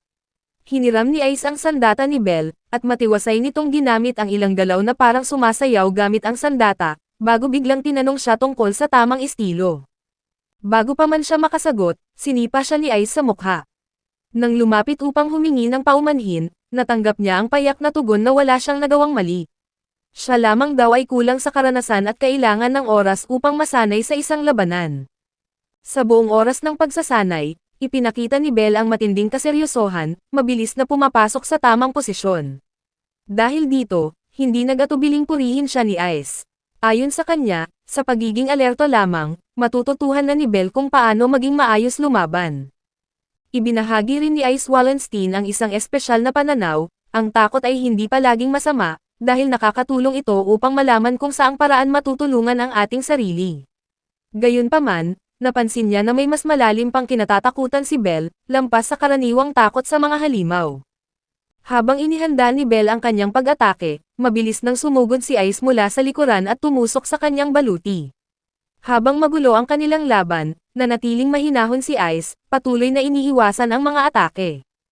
Matapos ang ilang oras, napag-alaman ni Ice na kulang si Belle sa parehong kasanayan at pamamaraan. Sa sumunod na laban, hindi lamang siya nabigo na umunlad, kundi lalo pang nagpakita ng kahinaan, kaya kinailangan niyang patigilan si Belle sa pamamagitan ng pagtapik sa ulo na nagtapos sa unang matinding pagsasanay. Habang mas malalim na naglalakbay sa dungeon sina Belle at Lily, sa ibang lugar, patuloy na nagwawagi si Otter, ang tapat na tagapangalaga ni Freya, laban sa maraming halimaw, na walang kahirap-hirap na pinapabagsak ang bawat isa. Ngunit kinailangan niyang maghintay ng matagal bago makakita ng Minotaur na angkop sa pamantayan ng kanyang diyosa. Matapos sirain ang sandata ng halimaw, ibinigay ni Otter ang isang sandata upang ituro kung paano ito gagamitin, para tumaas ang kasanayan at kakayahan ng Minotaur. Kasabay nito, sa ibang palapag ng dungeon, determinado si Belle na lumakad ng mas malalim kaysa dati, dahil kinabukasan, magsasanay sila ni Ice. Kaya't nais niyang samantalahin ang pagkakataon upang makarating sa pinakailalim na bahagi. Bagamat hindi tumutol si Lily, hindi niya maitago ang kanyang pagtataka, lalo na't napapansin niyang nitong mga nakaraang araw ay madalas mapagod si Belle at may mga sugat sa katawan, kaya't nararamdaman niyang pinapahirapan nito ang sarili. Nang tuluyan nang mawala ang makapal na ulap, unti-unting lumitaw ang maraming halimaw na nagkukumpulan sa dilim. Mabilis na ginamit ni Lily ang sunod-sunod na palaso, upang mabigyan si Belle ng pagkakataon na makakilos. Dahil sa mabigat na pagsasanay niya kasama si Ice, mas naging sanay ang binata sa pagharap sa ganitong sitwasyon. Sa kanyang bawat pag-atake, hindi niya hinayaang makabawi ang mga halimaw. Sunod-sunod niyang tinalo ang bawat pangkat, at malinaw ang ipinakita niyang pag-unlad. Nang makita ng mga mahihinang nilalang ang malaking agwat ng kanilang lakas, umatras sila at nakipag-ugnayan sa grupong pinamumunuan ng mga orc upang magplano ng mas malawak na pag-atake. Bagamat tila mas malakas ang kalaban kaysa dati, alam ni Belle na kung patuloy siyang magpapatalo sa takot, hindi niya kailanman maaabot ang babaeng kanyang hinahangaan. Sa kabilang banda, sa mas malalim na bahagi ng dungeon, umabot na sa mahirap na sitwasyon ang pagsasanay ni Otter kasama ang Minotaur. Sa gabing iyon, dahil sa tuloy-tuloy na mabangis na pag-atake, unti-unting lumalakas ang dambuhalang nilalang. Mabangis itong sumalakay, subalit sapat ang lakas ni Otter upang mabali ang sungay nito nang walang kahirap-hirap. Ngunit imbes na tapusin ang laban, hinayaan niyang magpatuloy ang Minotaur hanggang sa tuluyang mapagod, at mapilitang lumakas sa pamamagitan ng sakit na nararanasan nito. Sa Watchtower naman, napakahirap ng mga araw ng pagsasanay ni Belle kasama si Ice Wallenstein. Bawat umaga ay nagsisimula sa pagsasanay na palagi siyang natatalo, at madalas pang ang nawawalan ng malay matapos tamaan sa mahihinang bahagi ng katawan. Sa kabila nito, napansin ni Ice ang unti-unting pagliit ng agwat ng kanilang lakas. Nang tanungin niya si Belle kung bakit hindi siya tumigil, inamin niya na may isang tao siyang hinahangaan, isang tao na kailangan niyang abutin anuman ang mangyari. Sa oras ng pahinga, nakakapagbahagi pa si Ice tungkol sa kakayahan niyang makatulog sa loob ng dungeon. Habang mabilis itong nakatulog, si Belle naman ay nananatiling alerto at hindi mapakali. Sa mga sandaling iyon, tila may anino na nagbibigay tukso sa kanyang isipan, ngunit sa bandang huli, unti-unti siyang binabalik sa katinoan ng alaala ni Hestia. Nang sa wakas ay marating ng Minotaur ang sukdulang galit, natapos na ang misyon ni Otter. Pagbalik sa bayan, isang hapon habang pauwi, nadaanan ni Belle at Ice ang isang tindahang nagbebenta ng street food. Sa hindi inaasahan, si Hestia pala ang nagtitinda roon. Nakita niya si Belle at Ice na magkasama, kaya't hindi napigilan ng diyosa ang selos at agad lumapit. Nang malaman na ilang araw na lamang at aalis si Ice kasama ang kanyang pamilya para sa isang mahabang misyon, napawi ang selos na naramdaman niya at napalitan ng pag-aalala, sinabihan niya si Ice na huwag abalahin ang damdamin ni Belle. Sa kabilang banda, sa ibang bahagi ng dungeon, isang grupo mula sa Suma pamilya ang minalas na makita ang Minotaur na pinalakas ni Otter. Kahit ginamit ng kanilang pinuno ang malakas na apoy ng mahika, hirap silang mapigilan ang dambuhalang halimaw. Hindi napinsala ang halimaw, at sa isang iglap, gamit ang isang malakas na pag-iwang ng espada, pinatay nito ang taong iyon pati ang buong kasama niya. Nang malaman ni Belle na nagawang talunin ni Ice Wallenstein ang isang pinuno ng mga halimaw sa ika-37 palapag, isang lugar na karaniwang nangangailangan ng malaking grupo ng bihasang mandirigma, hindi niya maiwasang panghinaan ng loob. Palagi niyang ikinukumpara ang sarili sa dalaga, at alam niyang napakalaki pa ng agwat nila, pero hindi nawawala ang matindi niyang pagnanais na paliitin ang distansyang iyon, kahit paunti-unti lang. Isang araw matapos ang ensayo, habang mabigat pa rin ang pakiramdam niya sa negatibong mga iniisip, niyakap siya mula sa likod ni Floba. Akala niya ay hihilahin siya nito palabas para pansamantalang makalimot sa mga problema. Gayunpaman, gusto lang nitong magpatulong maglinis ng sandamakmak na pinagkainan dahil ilang araw na itong lumiliban sa trabaho. Nakangiti at may naiisip na kalokohan, humingi ng paumanhin si Floba habang niloloko niya si Belle para tumulong. Bagamat nagulat siya, hindi naman iyon masama para kay Belle at makakatulong din iyon para malimutan ang kanyang mga iniisip. Sakto namang dumating si Rio at nag-alok na tumulong, bilang dating adventurer, alam niya ang pinagdaraanan ni Belle. Habang nag-uusap sila, ipinaliwanag ni Rio na hindi lamang ang pagpatay ng mga halimaw ang paraan para maging malakas. Para tunay na umunlad, kailangang malampasan ng isang adventurer ang sariling limitasyon sa pamamagitan ng isang mahalagang pagbangon, kung saan kailangan niyang talunin ang kalaban na mas malakas kaysa sa kanya.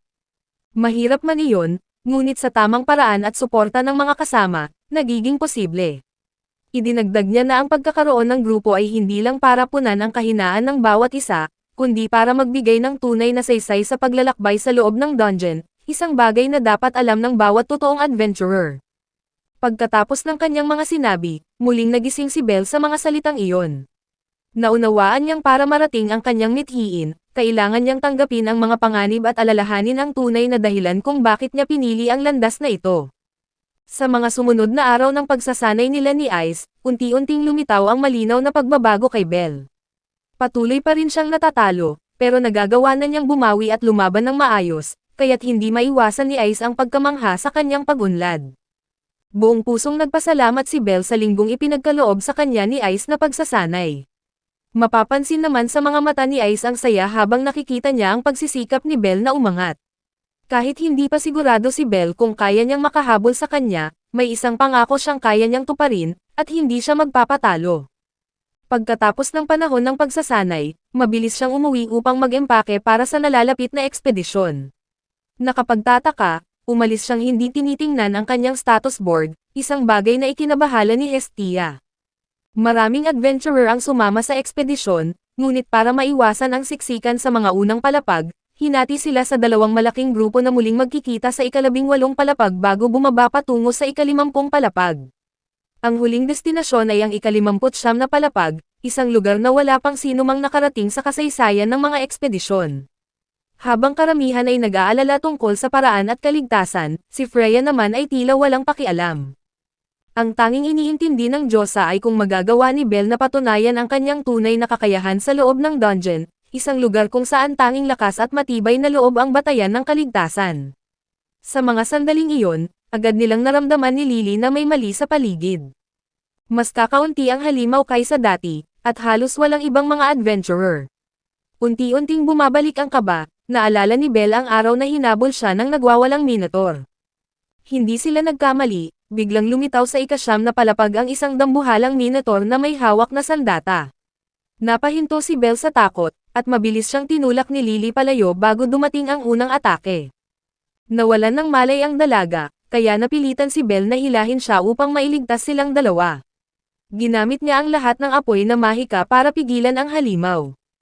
Ngunit tila wala itong naging pinsala, at sa halip, mabilis na gumanti ang Minotaur at hinagis si Belle sa pader gamit ang isang malakas na hampas. Sa kabila ng matinding sakit, pinilit pa rin niyang tumayo upang harapin ito.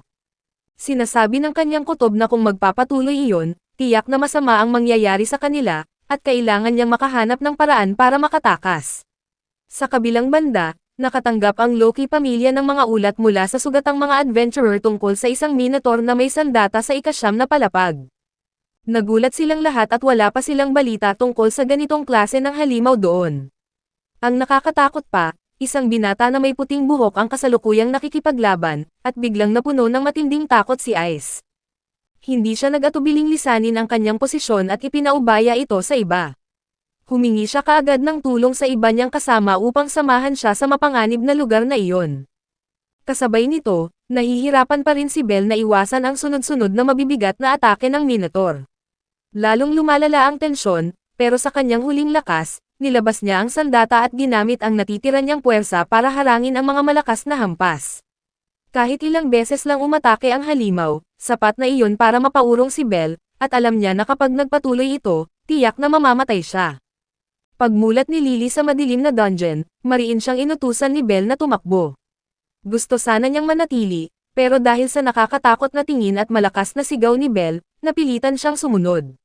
Dahil mahina pa ang katawan ng dalaga, nagpasya si Belle na siya ang magpapahabol sa halimaw. Gayunpaman, hindi na sila makakatakas at kapag nakalampas ang Minotaur sa kanya, si Lily ang unang mapapahamak. Kaya ang kaya na lang niyang gawin ay maglaan ng oras sa pamamagitan ng pagsalag at pag-iwas. Nawalan ng pasensya ang halimaw at naglabas ng sunod-sunod na nakamamatay na atake. Isang napakalakas na hampas ang dumurog sa sahig at nagpalabas ng mga alikabok. Sa sandaling walang makita si Belle, nasira ng Minotaur ang kanyang depensa, iniangat siya sa ere at tinapon na parang laruan. Bagaman napinsala ang kanyang katawan, pinipilit pa ring gumapang ni Belle, sinusubukang tumayo gamit ang nanginginig niyang mga kamay.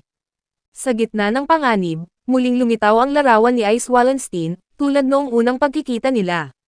Pero ngayon, ayaw na ni Belle na umasa sa kanya. Sa halip na hayaang patuloy siyang protektahan, humakbang siyang mag-isa at pinilit ang sarili na manatiling matatag, bilang pahayag na hindi na siya ang mahina at batang Belle noon. Pinulot niya ang kanyang sandata at sumugod ng diretso sa Minotaur, kahit alam niyang napakalaki ng agwat ng lakas nila. Napangiti ng bahagya si Betloga ng Loki pamilya habang pinapanood ito. Akala niya dati ay walang saysay ang sinasabing kakaibang ugnayan ng binata at halimaw, pero tila ngayon ay nagkatotoo ito. Mukhang hindi nakalimutan ng Minotaur ang batang maputi ang buhok, at bumalik ito upang ipaghiganti ang sarili. Sa kabilang banda, duguan si Lily habang nakikiusap kay Betloga na iligtas si Belle. Kahit nahihirapan siyang tumayo dahil sa mga sugat, hindi nag-atubili ang batang babae na akayin sila pabalik para tulungan si Belle. Sa sandaling iyon, naging malambot ang puso ni Betloga dahil sa pagsusumamo ni Lily. Ngunit higit na ikinagulat ng lahat ang sumunod na nangyari, dahil si Belle, na dating kinikilalang mahina, ay nakikipagsabayan na ngayon sa Minotaur. Isang buwan lang ang nakalipas mula nang maging isa siyang adventurer, pero ngayon ay nagagawa na niyang harapin ang isang mas malakas na kalaban. Para kay Belle, ang pangarap niyang maging bayani ay hindi na isang pantasya. Sinusulat niya ang sarili niyang istorya, at buong tapang niyang hinaharap ang kanyang mga takot upang ipaglaban ang kanyang mga paniniwala. Nang makita ang labanan, halos mabaliw sa paghahangad si Freya, nagliliyab ang kanyang mga mata sa pagnanasa na maangkin si Belle. Maging ang mga nakasaksi ay namangha sa katatagan ni Belle, ngunit sa kabila ng kanyang bilis at paulit-ulit na paggamit ng apoy na mahika, hindi pa rin niya magawa ang huling atake. Lalong lumala ang sitwasyon nang masira ang kanyang tanging mahabang sandata. Sa sandaling nasa bingit ng kamatayan, agad na nagbago ng estratehiya si Belle. Sinamantala niya ang isang maliit na puwang at sinaksak ang Minotaur, saka malakas na pinaikot ang patalim para maparalisa ito. Habang umiiyak sa sakit ang halimaw, dinampot ni Belle ang espada nito at sunod-sunod na umatake, na tumilapon ang dugo sa bawat sugat. Nang maabot ang sukdulan ng labanan, naghanda ang Minotaur at isinagawa ang huling pagsalakay na parang isang nagwawalang baka. Nang makita ito, hindi natakot si Belle at buong lakas niyang ginamit ang kanyang mahika. Bagaman nasira ang espada, mabilis siyang dumaan sa ilalim, itinusok ang patalim sa tiyan ng halimaw at nilusaw ang loob nito sa pamamagitan ng umaapoy na mahika. Sa patuloy na paggamit ng malakas na enerhiya, lumaki at sumabog ang katawan ng Minotaur na parang apoy na nagliliyab. Pagkaraan ng ilang sandali, nanatiling nakatayo ang batang maputi ang buhok, tahimik at marangal sa gitna ng duguan na sahig. Pagdating ng mga miyembro ng Loki pamilya, tahimik na sinuri ni Reveria ang kalagayan ni Belle at nadiskubring lahat ng kanyang estadong pangkatawan ay umabot sa level S, isang pambihirang tagumpay para sa isang baguhang adventurer. Matapos ang laban na iyon, mabilis na kumalat ang pangalan ni Belle sa mundo ng mga adventurer. Habang nakahiga siyang walang malay, ngumiti si Hestia at tumulo ang kanyang mga luha. Para sa kanya, Iyon ang unang pahina ng kwento ng bayani na sabay nilang isusulat. Nagsimula ang sumunod na kabanata sa pagtakbo ni Belle papunta sa Adventurers Guild, sabik na ipakita kay Ina na nakarating na siya sa level 2, isang malaking yugto na tunay na nagmamarka ng pag-usbong ng isang batang adventurer. Hindi maiwasang mamangha ng isang magandang babae sa kanyang ibinalita. Gayunman, may bahagyang pagdududa pa rin sa kanyang isipan, sa isang karaniwang adventurer, halos imposibleng umangat ng antas sa loob lamang ng mahigit isang buwan. Ngunit marahil ang tagumpay niya laban sa Minotaur ang naging dahilan sa himalang ito. Kasabay nito, nang malaman ni Hestia na nalampasan ni Belle ang sariling hangganan, labis itong natuwa. Gayunpaman, mahinahon pa rin niya itong sinabihan na huwag maging kampante.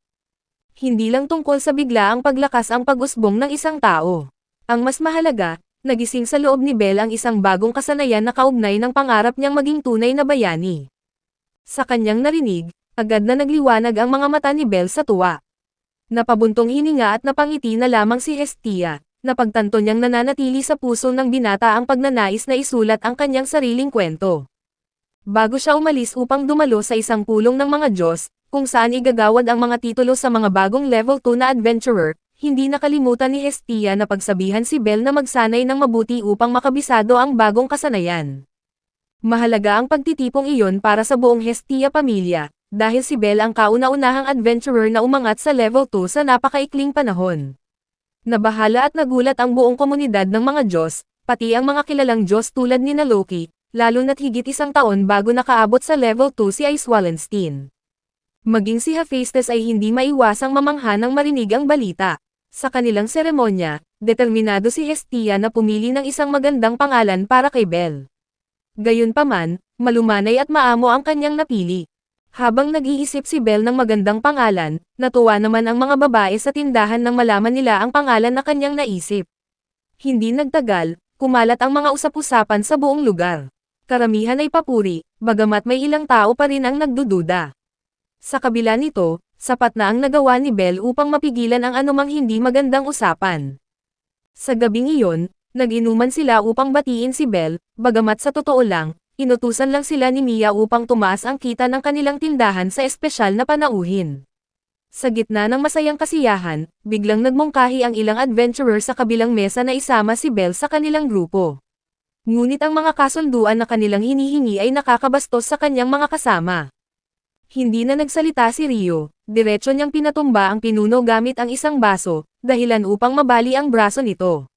Nang nagsimulang uminit ang sitwasyon, dumating si Mia, madali niyang sinira ang isang mesa, at agad na tumakbo palabas ang bastos na grupo matapos magbayad habang nanginginig. Kinabukasan, pumunta si Belle sa mga tindahan upang humanap ng angkop na kagamitan. Marami na siyang pinuntahan ngunit wala pa ring mahanap. Habang nagtatanong siya, biglang tumawa ang isang batang panday mula sa kalapit na tindahan at sinabi nitong siya raw ang gumawa ng baluti na hinahanap ni Belle. Ipinakilala ng lalaki ang kanyang sarili bilang si Welf Crusoe at nag-alok ng isang kasunduan, gagawa siya ng lahat ng kailangang sandata ni Belle, sa kondisyong makakasama siya sa grupo at makakapasok sa dungeon kasabay nila. Agad namang pumayag si Belle sa kanyang kondisyon, bagay na hindi masyadong nagustuhan ni Lily. Para kay Lily, ang pagkatao ni Welf ay isa pa ring malaking palaisipan. Bukod pa dito, sa tingin niya ay hindi nag-iingat si Belle sa pagpapasok ng isang estranghero sa kanilang grupo kapalit lang ng ilang piraso na kagamitan. Subalit nang marinig niya ang apelyidong Crusoe, agad na nagbago ang ekspresyon ni Lily. Ang pamilyang ito ay dating tanyag na mga panday na sikat sa paglikha ng mga kalidad na mahiwagang kagamitan. Ngunit dahil sa isang misteryosong insidente, nawala ang kanilang galing at sila ay naghirap. Para kay Welf, ang apelyidong iyon ay tila bakas na lamang ng isang dangal na nilamon ng panahon. Gayunpaman, hindi ito ang oras para pagtalunan ang nakaraan o husgahan ang isang tao base sa reputasyon ng kanyang pamilya. Matapos ayusin ang kanilang posisyon sa mas epektibong paraan, mabilis na sumugod si Belle para harapin ang mga halimaw na tila wala ng laban sa kanya.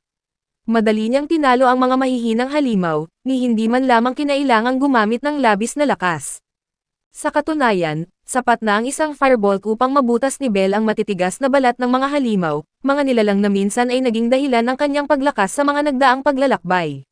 Dahil sa pagunlad ng kanyang mga kakayahan at sa bagong kapangyarihan, napagtanto ni Belle na unti-unti na siyang lumalapit sa dalagang matagal na niyang hinahangaan. Bagamat malayo pa ang lalakbayin, sapat na ang sandaling ito para mag-alab ang munting pag-asa sa puso ng batang adventurer.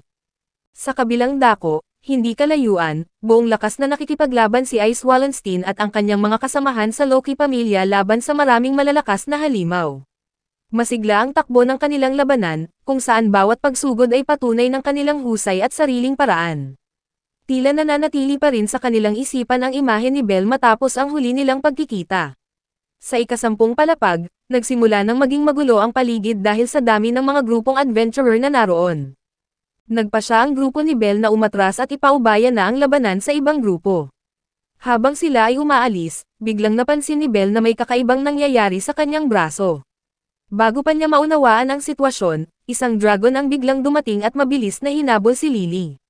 Sa gitna ng panganib, kailangang ibuhos ni Belle ang lahat ng natitirang lakas para magpalabas ng firebolt diretso sa ulo ng halimaw. Dahil sa lakas ng atake, agad na bumagsak ang nilalang, at natigilan ang buong grupo sa hindi makatotohanan na pangyayari.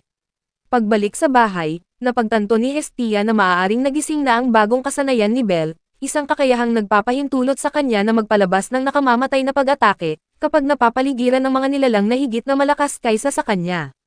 Isa itong uri ng kapangyarihan na kayang baguhin ang takbo ng sitwasyon sa isang atake lamang. Habang kumakain kasama si Hestia, nabanggit ni Belle ang pamilyang Crusoe. Ayon sa nalalaman ng Diyosa, ang pamilyang iyon ay minsang naging isang kilalang angkan ng mga panday, na may mahabang kasaysayan ng paglikha ng makapangyarihang mga mahiwagang sandata. Gayunpaman, ang kanilang mga araw ng kaluwalhatian ay isa na lamang bahagi ng nakaraan. Pagkalipas ng ilang araw, habang wala si Lily dahil nag-aalaga ng may sakit na kamag-anak, inimbitahan ni Welf si Belle sa kanyang pandayan upang gumawa ng bagong kagamitan. Sa kabila nito, dahil hindi pa tiyak si Belle kung anong uri ng sandata ang angkop sa kanya, sinubukan na lamang niya ang ilang espada upang maramdaman ang bigat ng bawat isa. Nang mapansin ni Welf ang kilos ni Belle, naintindihan niyang hindi pa talaga alam ng binata ang tunay na pakay ng pagdala sa kanya. Pagkatapos ng kanilang pag-uusap, nagpasya ang batang panday na magtapat, inamin niyang sinusubok niya ang katapatan ni Belle nitong mga nakaraang araw. Natatakot si Welf na magbago ang tingin sa kanya ni Belle kapag nalaman nito ang kanyang tunay na pagkatao. Bilang pasasalamat sa pagtanggap sa kanya bilang tunay na kakampi, nangako si Welf na lilikha ng isang espesyal na espada para kay Belle.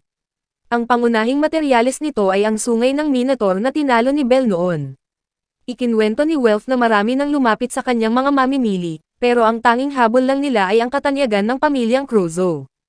Ang gusto lang ng mga ito ay mga magic weapon, mga sandata na malakas sa simula pero madaling masira at panandalian lamang. Para kay Welf, ang sandata ay hindi ginawa para sa kasikatan, kundi upang maging bahagi ng mandirigmang may hawak nito at tapat hanggang sa huli. Malayo sa mga magic item na naglalaho pagkatapos gamitin, ibinuhos ni Welf ang kanyang buong puso sa paggawa ng espada.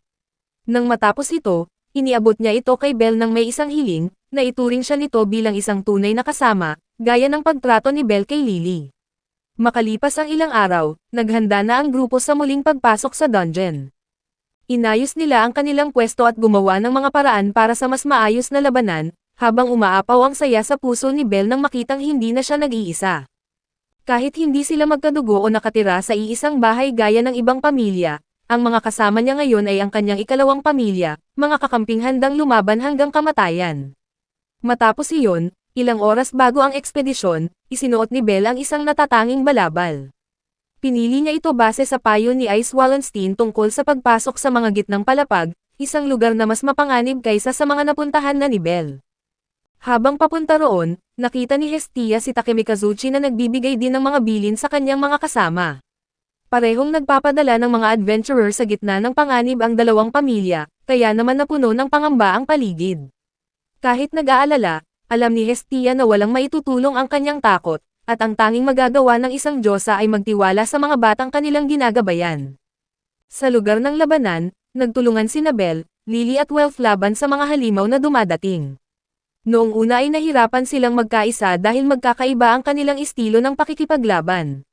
Pero sa paglipas ng oras, nakuha rin nila ang tamang paraan at mas mabilis nang nakakatulong sa bawat atake ng kalaban. Habang ipinagdiriwang ng tatlo ang kanilang panandaliang panalo at nagpaplanong magpahinga, biglang sumugod ang mga halimaw na mukhang kuneho pero may mga hawak na sandata. Dahil sa itsura ng mga nilalang na ito, agad na naalala ni Lily at Welf si Belle, lalo na ang kanilang mga mata at ang mabilis na paggalaw. Sa ibang bahagi ng oraryo, dalawang estranghero ang palihim na naghahanap ng impormasyon tungkol kay Belle Cranell. Subalit sa halip na makakuha ng malinaw na sagot, panunuya at pangmamaliit lamang ang kanilang natanggap. Para sa marami, isa lamang daw si Belle sa mga pinalad magkaroon ng mahika, o isang adventurer na umaasa sa impluwensya ng Loki pamilya. Kahit panalampasan niya ang record ni Ice Wallenstein, ang nag-iisang Sword Princess, may mga taong tumangging tanggapin ang katotohanan iyon. Habang tumatagal ang kanilang pagtatanong, lalong nababahala si Asfi Andromeda. Pakiramdam niya ang patuloy na pagtatanong sa usaping iyon ay maaaring humantong sa isang gulo. Ngunit tulad ng dati, may sarili pa ring pananaw si Hermes. Ngumiti siya at mahinahon na tinapik ang ulo ni Asfi bilang tanda ng tiwala, at pinuri ang dalaga, isang maaasahang kasama na palaging nagsisilbing sandigan niya sa mga mapanganib na misyon. Dahil wala na ring ibang pagpipilian, pumayag si Asfi na sumama kay Hermes sa isang tanyag na tavern upang maghanap pa ng impormasyon. Sa kabilang banda, sa kailaliman ng dungeon, mabilis namang bumubulusok ang sitwasyon. Nilamon na ng dami ng mga halimaw na kuneho ang grupo ni Belle, habang sa ibang lugar, napilitang umatras ang pangkat ni Takemikazuchi matapos malubhang mapinsala ang isa sa kanilang kasamahan. Sa kanilang pag-urong, naiwan si Mikoto upang pigilan ang mga halimaw na humahabol. Ngunit lalo pang naging mahirap ang kanilang kalagayan nang biglang lumitaw ang isang mabangis na pangkat ng mga lobo. Dahil wala na silang ibang pagpipilian, napilitan ang pinuno ng grupo na dumaan sa lugar kung saan nakikipaglaban ang grupo ni Belle. Sa kabila ng pagtutol ni Mikoto, mas pinili ni Oka na iligtas ang sariling mga kasamahan kaysa isipin ang kapalaran ng mga estrangherong hindi pa nila nakikilala. Dahil dito, hindi sinasadyang nadala ng pangkat ni Takemikazuchi ang mga lobo patungo sa kinaroroonan ni Belle, dahilan upang mapilitang umatras ang kanyang pangkat. Kahit walang tigil ang paggamit ni Belle ng firebolt para itaboy ang mga ito, may ilang halimaw pa ring nakalusot at nanggulo sa kanila. Naging mas matindi ang labanan, kaya't buong grupo ang kailangang lumaban sa pangkat ng mga halimaw. Ligtas naman si Lily dahil sa mahigpit na proteksyon, habang si Welf naman ay nagtamo ng mga sugat sa braso. Bagamat hindi ito nakamamatay, hindi man lang nakahinga ng maluwag ang tatlo dahil mabilis na dumating ang ibang kalaban. Ito na ang sandaling nagkatotoo ang mga babala ni Ryo tungkol sa dungeon, ang maliit na problema, kapag nagpatong-patong, ay maaaring humantong sa kamatayan. Sino mang walang matatag na depensa ay madaling nagiging biktima sa mundong ito sa ilalim ng lupa. Habang nahihirapang lumaban ang grupo ni Belle, biglang may dumating na mga bagong halimaw mula sa itaas. Sa oras na iyon, hindi agad nakagalaw ang tatlo kaya't tinangay sila ng mga halimaw at nahulog sa mas malalim na palapag. Dahil sa lakas ng pagbagsak, naipit sa bato sina Lily at Welf na naging sanhi ng kanilang malubhang sugat. Naiwang mag-isa si Belle, kaya napilitan siyang gamitin ang lahat ng kanyang lakas para labanan ang mga lobong patuloy na pumapalibot sa kanya. Matagal na panahon na ang lumipas at hindi pa rin nakakabalik ang grupo ni Belle, kaya lalong natakot si Hestia. Mabilis na nagtungo ang Diyosa sa Adventurers Guild para alamin ang sitwasyon. Dahil sa kanyang takot, agad siyang humiling ng isang emergency mission para bumuo ng search party na maghahanap sa grupo ni Belle. Kasabay nito, dinala ni Oka sina Mikoto at Takemikazuchi para harapin si Hestia. Mukhang may kailangan silang linawin na mahalaga at maaaring makaapekto sa buong sitwasyon. Bagamat mapalad na nakaligtas sa kamatayan matapos ang mapanganib na pagbagsak, aksidenteng napadpad sina Belle, Welf at Lily sa mas malalim pang dalawang palapag ng dungeon. Hindi sila nasunog ng mga halimaw na may kapangyarihan na apoy dahil sa balabal na yari sa balat ng salamander, isang pambihirang kagamitang may matinding resistensya sa apoy na ibinigay kay Belle bago pa sila pumasok sa dungeon. Gayunpaman, kahit matagal na silang naliligaw sa madilim na lugar, wala pa rin silang matagpo ang daan pabalik sa itaas.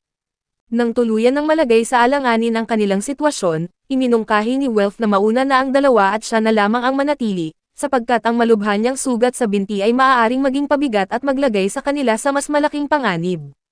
Ngunit hindi sang-ayon si Lily sa sinabi niyang iyon.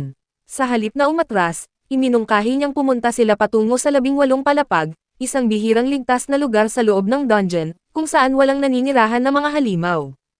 Kung magiging mapalad, maaari silang makatagpo roon ng mga mataas ang antas na adventurer na nagpapahinga at humingi ng tulong upang makabalik sa ibabaw. Dahil dito, napagpasyahan ng tatlo na gamitin ang isang butas sa gitnang palapag upang mabilis na makapunta. Sa oras na iyon, natalo na ng Loki pamilya ang boss ng 17 palapag at kailangan pa nito ng oras upang muling mabuhay, kaya't nagkaroon sila ng pagkakataong makalusot ng hindi nakikipaglaban. Bagamat mapanganib ang kanilang desisyon, pinili pa rin ni Bell na ipagpatuloy ang paglalakbay kasama ang kanyang mga kasamahan. Sa kabilang banda, sa oraryo, nagtungo si Takemi Kazuchi sa bahay ni Hestia upang humingi ng tawad. Labis ang kanyang pagsisisi sa naging kilos ng kanyang mga tauhan, na nagtulak sa mga halimaw patungo sa grupo ni Bell at naglagay sa kanila sa bingit ng kamatayan. Bagamat nag-aalab ang galit sa kanyang dibdib, pinili ni Hestia na huwag na siyang sisihin pa, at sa halip ay umasa na lamang na magtulungan ang lahat upang matagpuan ang grupo ni Bell.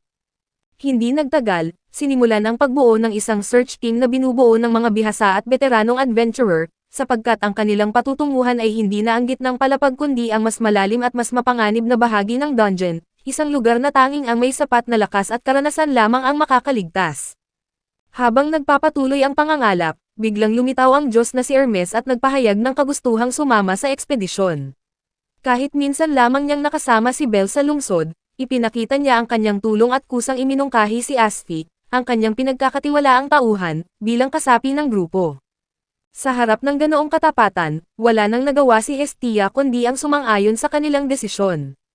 Ngunit ang tunay na balak ni Hermes ay hindi lamang ang magbigay ng suporta, nais din niyang personal na pumasok sa dungeon, kahit malinaw na mahigpit itong ipinagbabawal sa mga Diyos. Nang maunawaan ni Asfi ang balak ng kanyang Diyos, napabuntong hininga na lamang siya sa desisyon nito. Gayunpaman, hindi nila napansin na narinig ni Hestia ang lahat. Siya man ay nagpa siyang sumama, sapagkat naniniwala siyang hanggat nananatili ang basbas na ibinigay niya kay Bell, tiyak na buhay pa ito. Ang paniniwalang iyon ang naging dahilan kung bakit walang sino man ang nagawang pigilan ang munting Diyosa, kahit pa maaaring magbunga ito ng napakalaking kapahamakan. Bago tuluyang umalis ang grupo, hiniling ng Diyos ng medisina kay Asfi na ihatid kay Welf ang isang espesyal na gamit, kasama ang isang lihim na mensahe. Sa pagmamasid sa lalong tumitinding panganib ng misyon, napagpasyahan ni Hephaestus na isama si Rio, isang dating kasapi ng Astrea pamilya, bilang bahagi ng support team. Bagamat namumuhay siya ng tahimik at mailap, sapat ang kanyang kakayahan upang magbigay ng kapayapaan sa sino mang makakasama niya sa labanan. Sa kaibuturan ng dungeon, sukdulan na ang kalagayan ng tatlong kabataang adventurer. Pinahihirapan sila ng malubhang kakulangan sa pagkain, habang ang sunod-sunod na sagupaan laban sa mga halimaw ay patuloy na umuubos sa kanilang lakas. Upang makaiwas sa patuloy na paghabol, napilitan si Lily na gumamit ng isang supot na naglalaman ng mabahong gamot, isang halimuyak na likas na kinamumuhian ng mga halimaw at dahilan upang kusa silang lumayo. Ngunit kapalit nito, halos hindi rin matiis ng grupo ang masangsang na amoy. Pagdating nila sa isang tagpuang daan, biglang dumating ang isang dambuhalang lobo at agad na sumalakay. Agad na kumilos si Welf, pinagsama ang mahika ng apoy at hangin, at sa isang sandali ay sumabog ang halimaw. Bagamat pilit niyang pinapanatili ang mahinahon na pag-iisip, malinaw sa kanyang mukha ang pagkaubos ng lakas ng isang mandirigmang nasa hangganan na ng kanyang kakayahan. Sa parehong sandali, matagal nang napagtanto ni Freya ang pakikialam ni Hermes sa pangyayaring ito. Gayunpaman, mariin niyang nanaisin na siya lamang ang may karapatang humawak at manghimasok sa kapalaran ni Bell. Bumalik sa loob ng dungeon, kasabay ng tuluyang pagkawala ng bisa ng mabahong gamot, isang napakalaki at mabangis na minotaur ang biglang lumitaw. Sa oras na iyon, sumugod si Bell at ibinuhos ang kanyang buong lakas sa isang napakalakas na atake. Sa loob lamang ng ilang sandali, natalo ang mga kalaban, subalit ramdam niyang halos wala na siyang natitirang lakas, tila unti-unti nang nanghihina ang kanyang katawan. Pagsapit ng gabi, tuluyan nang nabuo ang rescue team at nagsimulang pumasok sa mas malalim na palapag ng dungeon. Pagkatapos nito, biglang lumitaw si Rio at ikinagulat ito ni Hestia, ngunit agad siyang sinabihan ni Hermes at ipinaliwanag na siya ang nagpadala. Sa pagdating ni Rio, opisyal nang nagsimula ang misyon sa paghahanap kay Bell, isang mapanganib na paglalakbay kung saan ang bawat hakbang ay maaaring katumbas ng kamatayan. Dahil sa walang humpay na labanan, halos maabot na ng grupo ni Bell ang sukdulang hangganan ng kanilang pagtitiis. Kasabay nito, maayos namang nagpapatuloy ang pangkat na pinamumunuan ni Hestia, salamat sa dalawang pambihirang adventurer na kasama nila. Isa na rito si Asfi, kilala bilang Perseus, isang henyo at magaling sa paglikha ng mga kagamitang may mahika sa panahong ito. Sa kanyang tabi ay si Rio, isang tahimik ngunit mabilis na swordswoman na nananatiling nakatago sa hiwaga ang tunay na kakayahan. Sa isang nawasak na bahagi ng dungeon na dulot ng pagguho, natagpuan ni Hestia ang sandata ni Belle na naiwan, at agad niya itong kinilala bilang mahalagang palatandaan. Mula sa mas mataas na pwesto, napansin ni Rio ang mga nagkalat na magic stone at mga bote ng gamot. Batay sa mga palatandaan na ito, mabilis na napagtanto ni Asfi na halos nawala ang karamihan sa kagamitan ng grupo ni Belle habang sila'y nakikipaglaban, at tiyak na nagtamo rin sila ng malubhang pinsala. Sa ganoong kalagayan, ang paglalakbay sa loob ng dungeon ay katumbas na lamang ng paghihintay sa kamatayan. Dahil dito, inisip ni Asfi na malamang patungo sila sa ika-18 palapag, isang ligtas na lugar kung saan hindi lumilitaw ang mga halimaw. Kahit tila walang lohikal na batayan, kaagad itong sinang-ayunan ni Rio at Hermes. Batay sa kanyang kutob, nakaramdam din si Hestia ng kaparehong hinala, kaya't agad nilang binago ang direksyon at nagpatuloy sa mas malalim na pagbaba. Sa ibang bahagi ng dungeon, tuluyan nang bumagsak si Welf matapos maubos ang kanyang mahika sa walang tigil na paggamit. Kahit si Lily, sa kabila ng kanyang matibay na loob, ay tuluyan na ring bumigay ang kanyang katawan.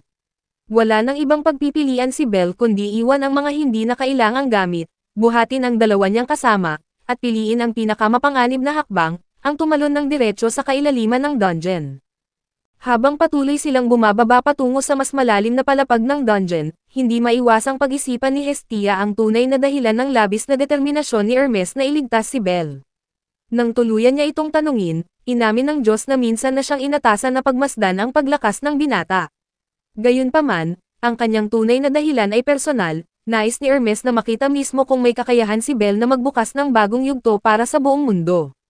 Sa kabilang banda, matapos ang sunod-sunod na pagsubok, tuluyan nang narating ni Belle ang lugar na kilala bilang Wall of Sorrow. Wala nang panahon para mag-alinlangan, ibinuhos niya ang lahat ng natitirang lakas upang makapasok sa tarangkahan. Sa parehong sandali, muling nabuhay ang dambuhalang halimaw, ang bantay ng ika-17 palapag. Sa isang malakas na hampas, gumuho ang sahig na bato sa unahan, at nahulog si Belle at ang kanyang mga kasama patungo sa ika-18 palapag. Pagmulat ni Belle sa malawak na damuhan sa ibaba, pilit niyang itinaas ang kanyang katawan upang lapitan ang isang tao, nagmamakaawang humingi ng tulong para sa dalawa niyang kasamang nasa bingit ng kamatayan. Ngunit matapos maubos ang kanyang huling lakas, tuluyan na siyang bumagsak at nawalan ng malay. Pagmulat niya sa kanyang mga mata, si Ice Wallenstein ang una niyang nakita at nakaupo sa kanyang tabi. Nabigla siya sa sobrang lapit nito, kaya't napaatras siya ng biglaan. Sa kanyang pagkataranta, nadulas siya at napasubsob sa dibdib ng dalaga. Nang mapansin niya ang nangyari, agad namula ang kanyang mukha sa matinding hiya. Pagkaraan ng ilang sandali, nalaman ni Belle na ginagamot din sa malapit sina Welf at Lily. Pinawi ni Ice ang kanyang pangamba, sinabing ligtas ang dalawa at maingat na inaalagaan ng medikal na pangkat ng Loki pamilya. Nang sinabi ni Belle ang lahat ng nangyari mula sa kanilang pagbagsak hanggang sa kasalukuyan, hindi maitago ang pagkabigla ng mga nakarinig. Para sa isang unang pagbaba sa gitnang palapag, ang makaligtas sa ika-17 palapag, kung nasaan ang dambuhalang halimaw, ay isang pambihirang tagumpay dahilan upang magbago ang tingin ng lahat sa kanya. Bilang kapitan ng Loki pamilya, si Findame ay nagpakita ng paggalang at itinuring ang tatlo bilang mga panauhin. Sapagkat kung may masama na mangyari sa mga kasama ni Ice, tiyak na walang makakaligtas sa kanyang galit. Dahil may isang kasapi ng Loki pamilya na tinamaan ng nakakalason na atake ng halimaw, napagpasyahan ng buong grupo na manatili muna sa ika-18 palapag habang hinihintay ang lunas. Sa gitna ng kanilang pahinga, biglang hinarang si Belle ng dalawang babaeng kasapi ng Loki pamilya. Ipinahayag nila ang kanilang paghanga sa kanya, lalo na sa kanyang matapang na pakikipaglaban-laban sa Minotaur. Nang mapunta sa kanya ang lahat ng atensyon, nahirapan siyang magsalita at agad siyang namula, dahilan upang matawa ang mga nakasaksi. Nang tuluyan nang bumalik ang kanyang lakas at malinaw na ang kanyang isipan, ginalugad ni Belle ang ika-18 palapag. Hindi niya maitago ang kanyang pagkamangha sa mahiwagang liwanag na nagbibigay buhay sa puso ng dungeon. Matapos iyon, nanatiling tahimik si Ice at mahinahon siyang inakay patungo sa gitna, kung saan maraming kristal ang lumulutang sa himpapawid, kusang nagliliwanag at bumubuo ng tanawin na tila hinango mula sa isang panaginip. Ayon sa likas na daloy ng lugar, unti-unting naglalaho ang liwanag at napapalitan ng gabi. Ang maingat na paglipat ng araw at dilim ay may taglay na hiwagang kayang pumukaw sa damdamin ng sino mang unang makakita nito. Dahil sa kakaibang kagandahan ng palapag, tinawag ito ng mga adventurer bilang Under Resort, isang lugar na tila hindi totoo, at parang umiiral lamang sa pagitan ng panaginip at realidad. Habang tuluyan ang naglaho ang liwanag sa kalangitan, nagising na sina Lily at Welf matapos ang kanilang pagtulog. Nang maunawaan nila ang kanilang kalagayan, agad silang humingi ng paumanhin, puno ng pagsisisi, dahil pakiramdam nila ay naging pabigat lamang sila kay Belle. Ngunit taliwas ang iniisip ni Belle, dahil para sa kanya, ang tapang ni Lily ang nagtulak sa kanya na tumalon patungo sa mas malalim na palapag, at kung wala si Welf, matagal na sanang natalo ang kanilang grupo sa kamay ng mga halimaw. Mapanganib man ang kanilang pinagdaanan, ang pagkakaroon nila sa tabi niya ang dahilan kung bakit nakarating sila sa ligtas na lugar. Habang nag-uusap ang tatlo, lumapit si Ice at nag-alok sa kanila para sa hapunan. Bago sila kumain, magalang nilang pinasalamatan ang Loki pamilya, mga taong tumulong sa kanila nang walang hinihingi na kapalit. Sa gitna ng hapunan, binigyan ni Chona si Belle ng isang espesyal na prutas na tanging sa ika-18 palapag lamang matatagpuan. Pagkagat niya rito, hindi niya inasahan ang labis na tamis at halos siya'y mabulunan, kaya't ibinigay niya ang natitirang bahagi kay Lily. Ngunit panandalian lamang ang tuwa ng dalaga, sapagkat agad itong inagaw ni Welf. Dahil dito, halos magliyab sa galit si Lily at sinasaktan niya si Welf. Si Belle naman ay hindi rin nakaligtas, dahil patuloy siyang inaasar ng dalawa mula sa Loki pamilya tungkol sa kanyang laban kontra Minotaur.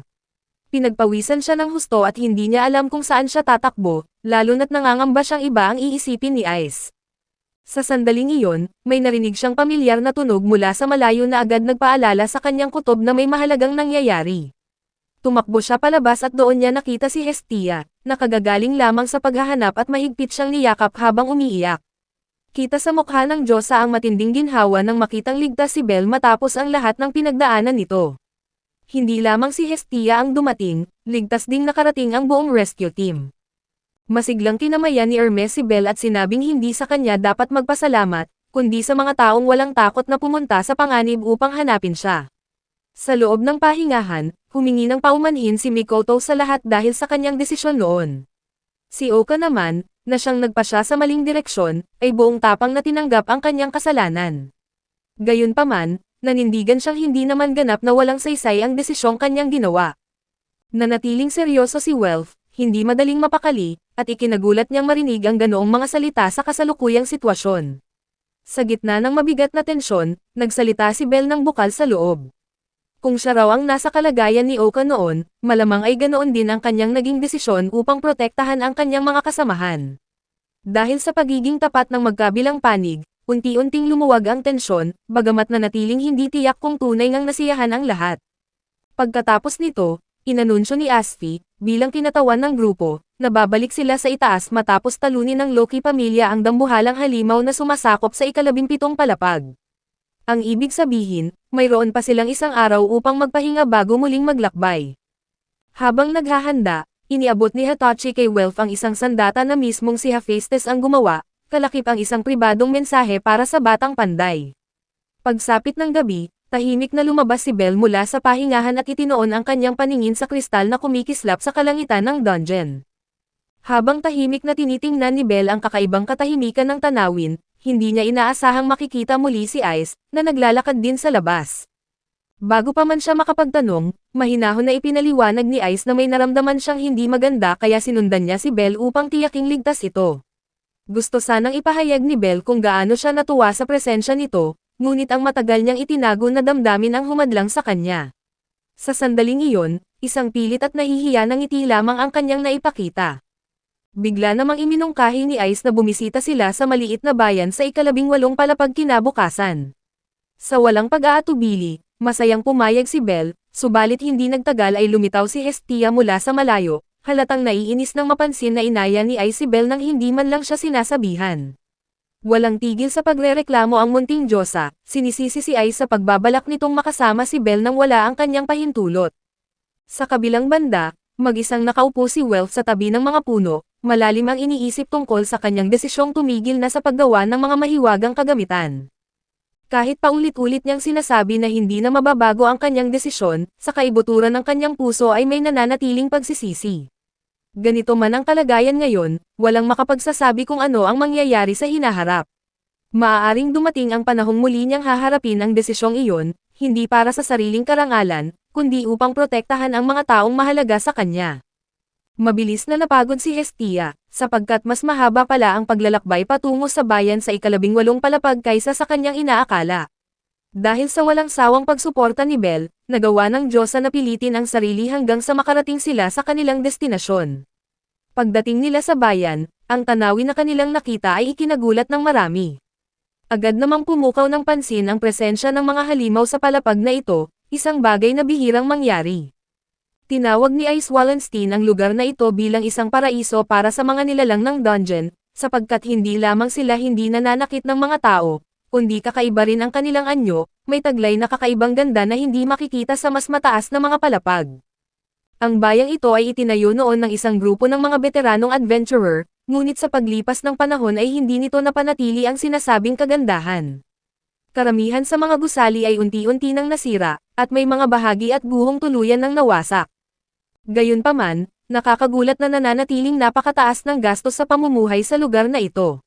Papunta na sana si Belle upang hanapin si Hestia, nang hindi niya sinasadyang masagi ang isang grupo ng mga taong dati nang nagdulot ng gulo sa tavern. Tinangka ng pinuno nilang magsimula muli ng alitan, ngunit nang mapansin niyang kasama ni Belle si Ice, agad siyang umatras, bakas ang takot sa kanyang mukha, bago tuluyang umalis. Hindi nagtagal, masiglang ipinakita ni Hestia sa grupo ang isang bote ng pabango na kakabili lamang niya. Bagamat kaaya-aya ang amoy nito, agad itong pinuna ni Lily, sapagkat hindi raw katumbas ng halaga ang ginastos sa aktwal na kalidad ng pabango. Nauwi ito sa isang maliit na pagtatalo na nagdulot ng ilang katahimikan sa grupo. Sinubukan namang ipagtanggol ni Hestia ang sarili sa pamamagitan ng pagtatanong kay Belle kung ayaw ba nito sa mga babaeng madaling pagpawisan. Dahil sa kaunting pagtatalo, napagdesisyonan ng mga babaeng kasapi ng grupo na maligo muna upang makapagpahinga. Sa gitna ng pagkakataong iyon, biglang lumitaw si Hermes at palihim na sinabi kay Belle na may nais siyang pag-usapan sa malayo. Agad niyang dinala si Belle papasok sa mas malalim na bahagi ng kagubatan, at umakyat pa sila sa isang malaking sanga ng puno. Mahigpit na pinagsabihan ni Hermes si Belle na manatiling tahimik upang hindi sila makita, kasabay ng babala na kapag nahuli sila ng mga babae, tiyak na pagsasabihan sila.